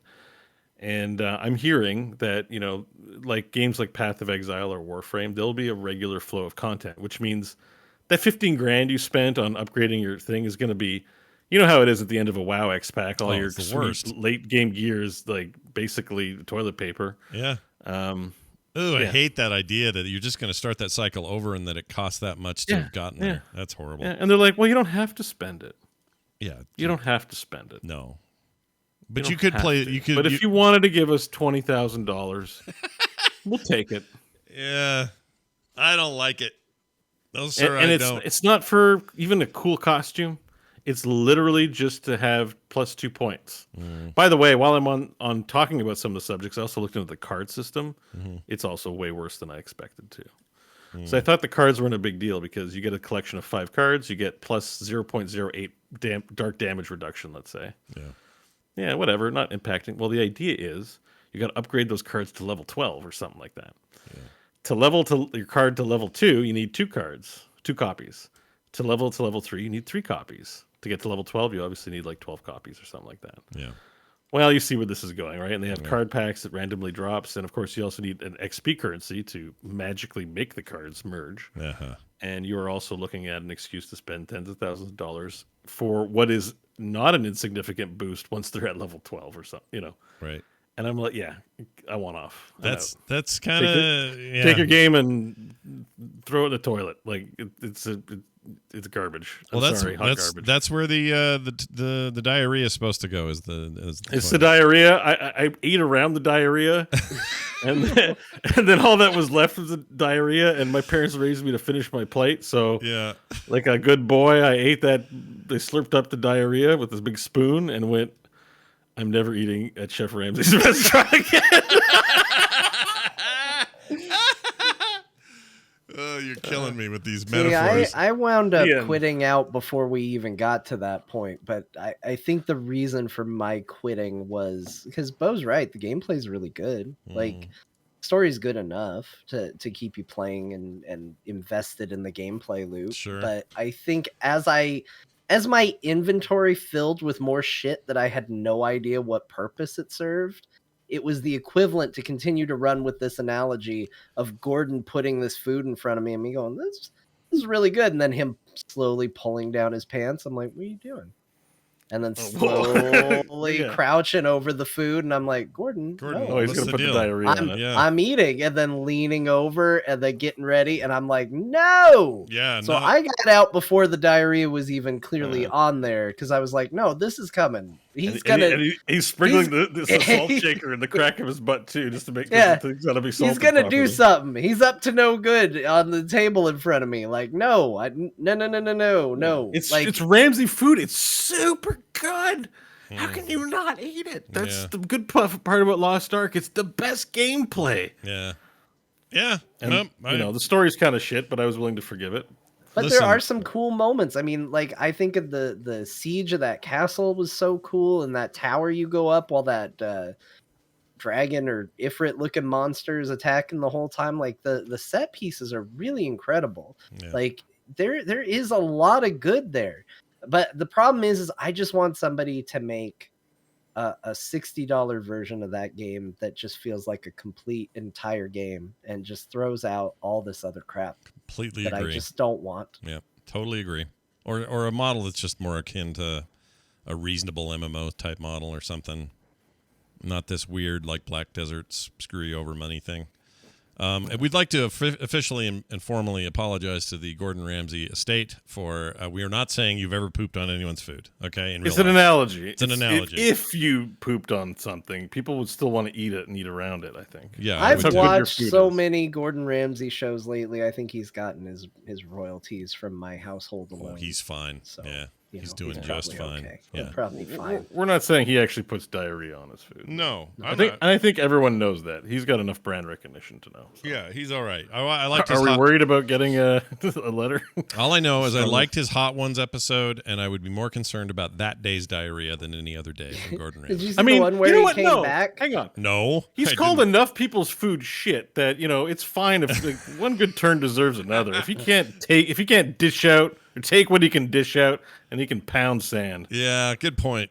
His whole persona, and he's supposed to be like a real nice guy in person and nothing like his persona, but that's your persona. So here's your money. Don't complain. Our analogy holds. Okay. If you watch the British version of a lot of his shows, you see that the American version, you get the impression they're like, hey, can you play up the anger and Oh, the yeah. meanness a little bit? Yeah. Because you watch his British shows and he's so much nicer and so Yeah. much less hostile towards things and so much more forgiving. Yeah. And you're just like, okay, well, they expect something different from And their in his, television. the than one us is do. in his house where he's cooking with his kids. He's like really kind to them, and they're trying. And if they mess up, he's like, "No, it's okay. Try this." And like you can just tell that's a gimmick, and it's fine. Yeah, We're just saying because of that, you deserve the analogy that we created. it's my today. gimmick too. I take poo and put it in people's video games. Yeah, In my video game analogies. exactly. So don't put poo in things is the bottom line. All right, I'm gonna do something real quick here that we don't usually do, but I'm gonna do it today, and I don't know why I'm doing it, but I'm doing it. So enjoy this for a second. Where is it? I lost it. Here it is. Hold your water, No, Augie. that's not it. Shit. Where is it? I'll hold my water. Not Yeah, that. hold Here the we go. All right, I just want to take a moment here and and tell everybody about these deals right now because they're really good this week, and I just think this is important to mention. I'm not a Monster Hunter player, but apparently Rise is a very good game, and people really like it. So if you're interested in that game, it's only $39.59, 34% off on Steam right now. So you should go get it. Another one I want to recommend is Inscription. We love that game around here. It's very cool. Currently still writing at overwhelmingly positive reviews. $13, 99 cents. Totally worth it. Down from 20.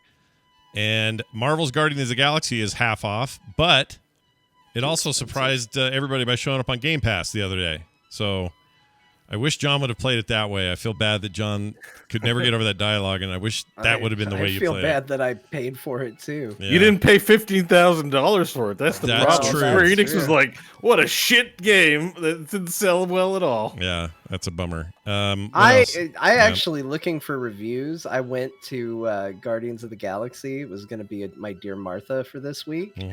and apparently there's people like sending death threats to people who negatively reviewed that game. Oh, well, Like, really? yes. Well, I know We people get reached dumb a new about a lot low of as a stuff, but that society. seems really, really. So dumb. apparently I got to be careful when I call that game not for me. You know, Yeah. such a dreaded, controversial phrase. Yeah, I 'cause quite the like that game. Guardians won't shut the hell up. I when need to they're get talking back to each it and other. beat it, but I also paid for it and wish I'd had it on Game Pass, and I actually like it. So no matter That's what, a good point. That's Yeah. a good point, man. 80% off Star Wars Jedi Fallen Order, the Redhead Jedi. That's a good one. $9. That is a good deal. That's yeah, a good game. $9 for the deluxe edition. So you got I'm looking at this label for Guardians up front on the big giant banner says best narrative, and then I think of John.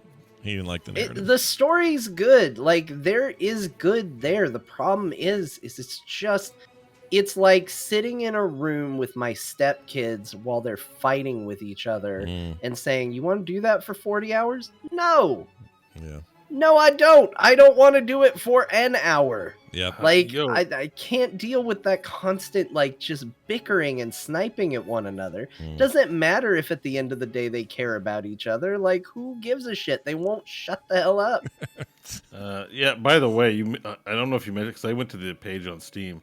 Dragon Age Origins Yeah. is $2. Oh, geez. That's a worthy. That's a Buy diamond. it. Yeah, If you buy have that. not played Dragon Age Origins, just give $2. It's the best.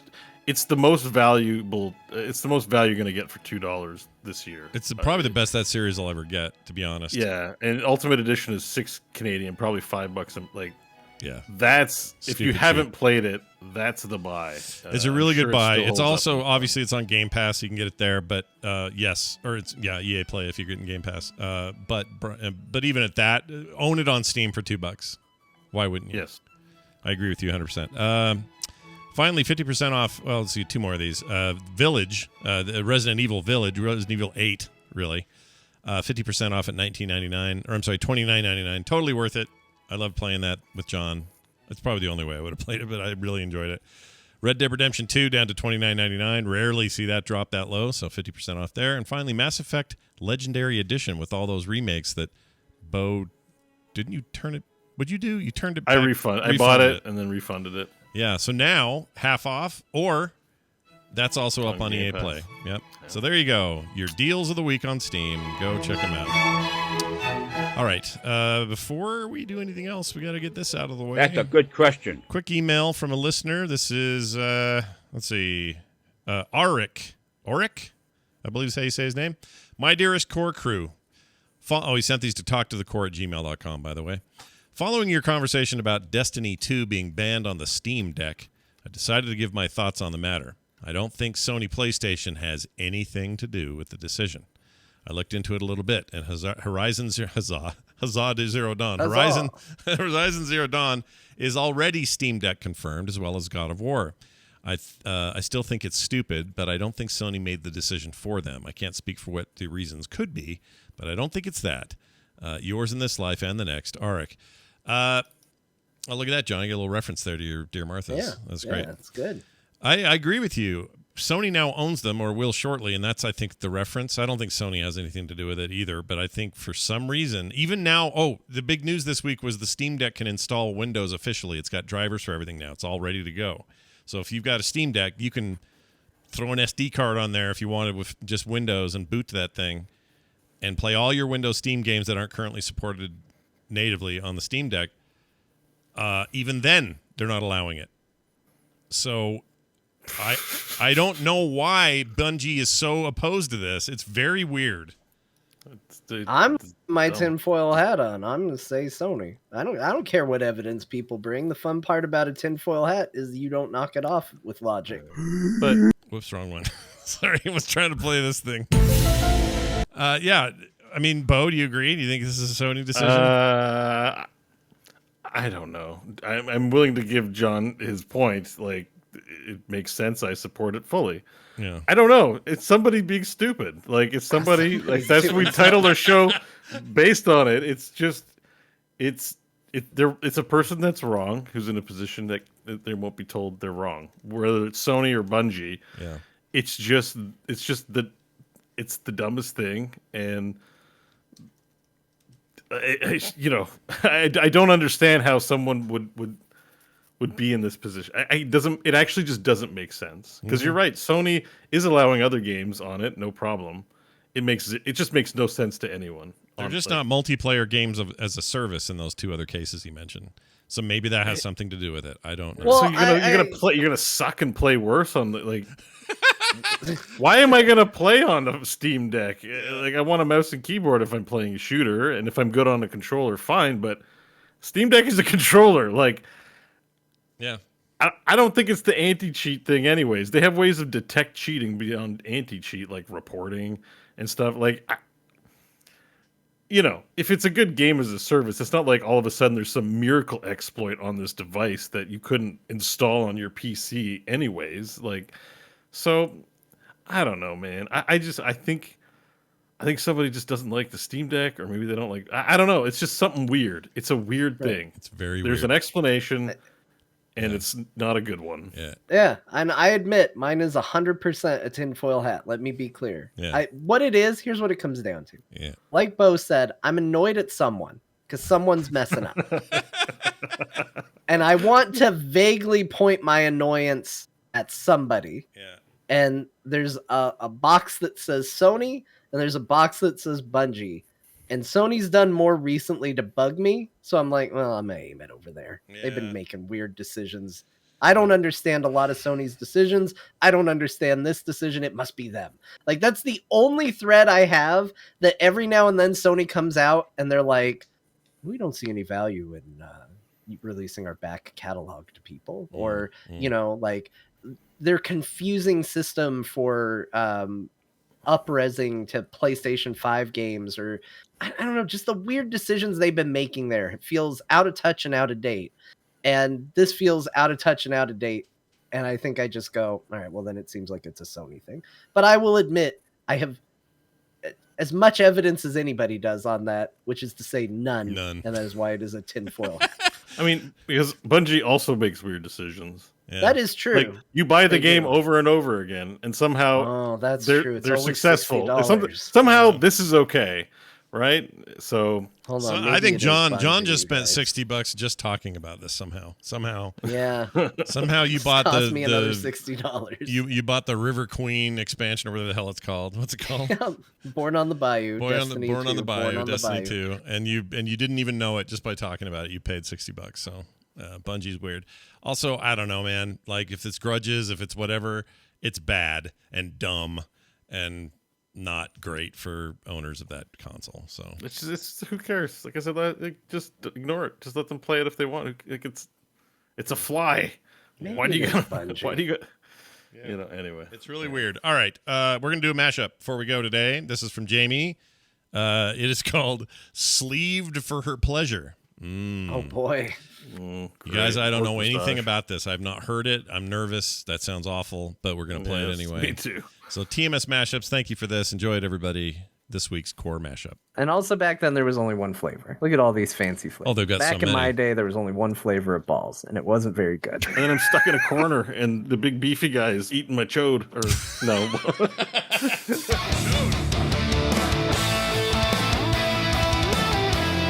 I mean, I'd eat dragon beef. That's fine. Well, what if it was a talking dragon? Like, what if it's the I am the last one, like, and then you're super like, I'm gonna intelligent. eat you. Yeah. Wouldn't you have to purify dragon beef? Like, if it had magic in it, like Dragon you wouldn't want to grow 50 nipples on your forehead after eating dragon beef. Like, 50 nipples. Like a lube manufacturer, I'm tangentially connected. People think it's for their machinery, their machines, their robotic chocobos. No, it's for doing it. It's WD-40 for the robot chocobo. Yeah, that's not what it was used for. Yeah, they're doing something else to those It went on a chocobos. butthole, just so you know. It went on a butthole. There was coitus. We know what's up. There was coitus. So well done there with the follow-up podcast to There Will Be Dungeons. There was coitus. There was coitus. Their consolation will be an Xbox. Yeah, you'll still get the Xbox, but you'll have to face down the oily pipe of John's. That's what they called me in high school, the oily pipe.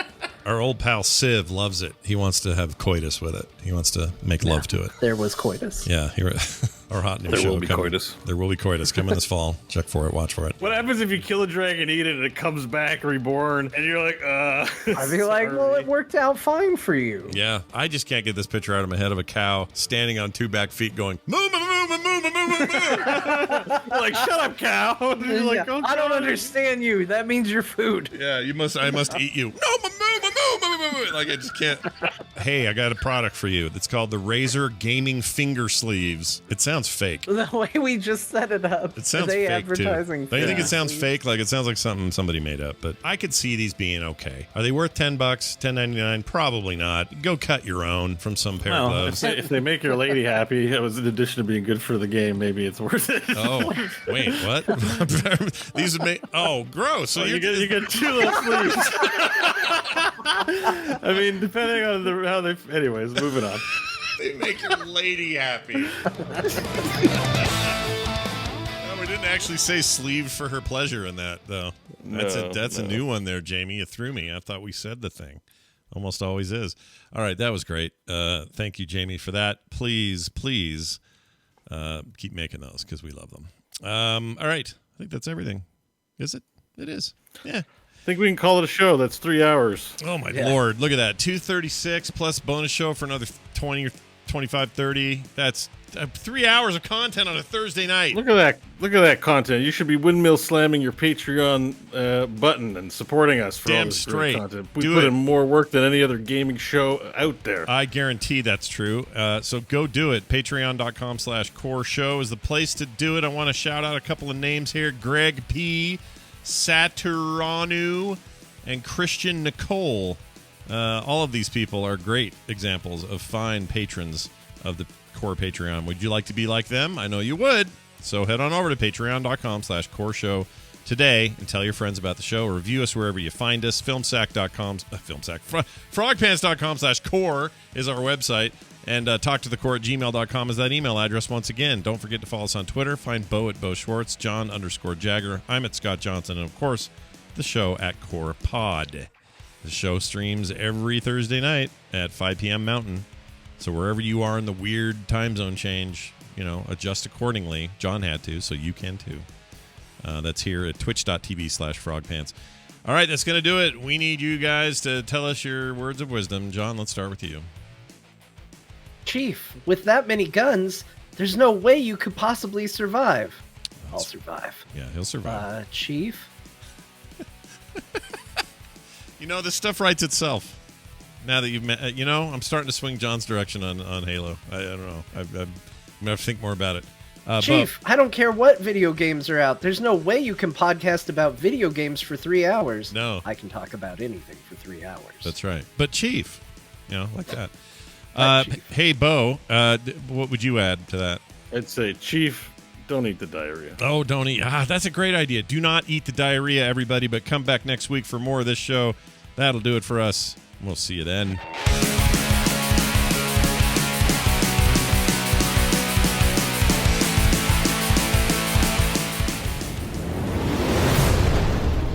This show is part of the Frog Pants Network. Yes. Get more at frogpants.com.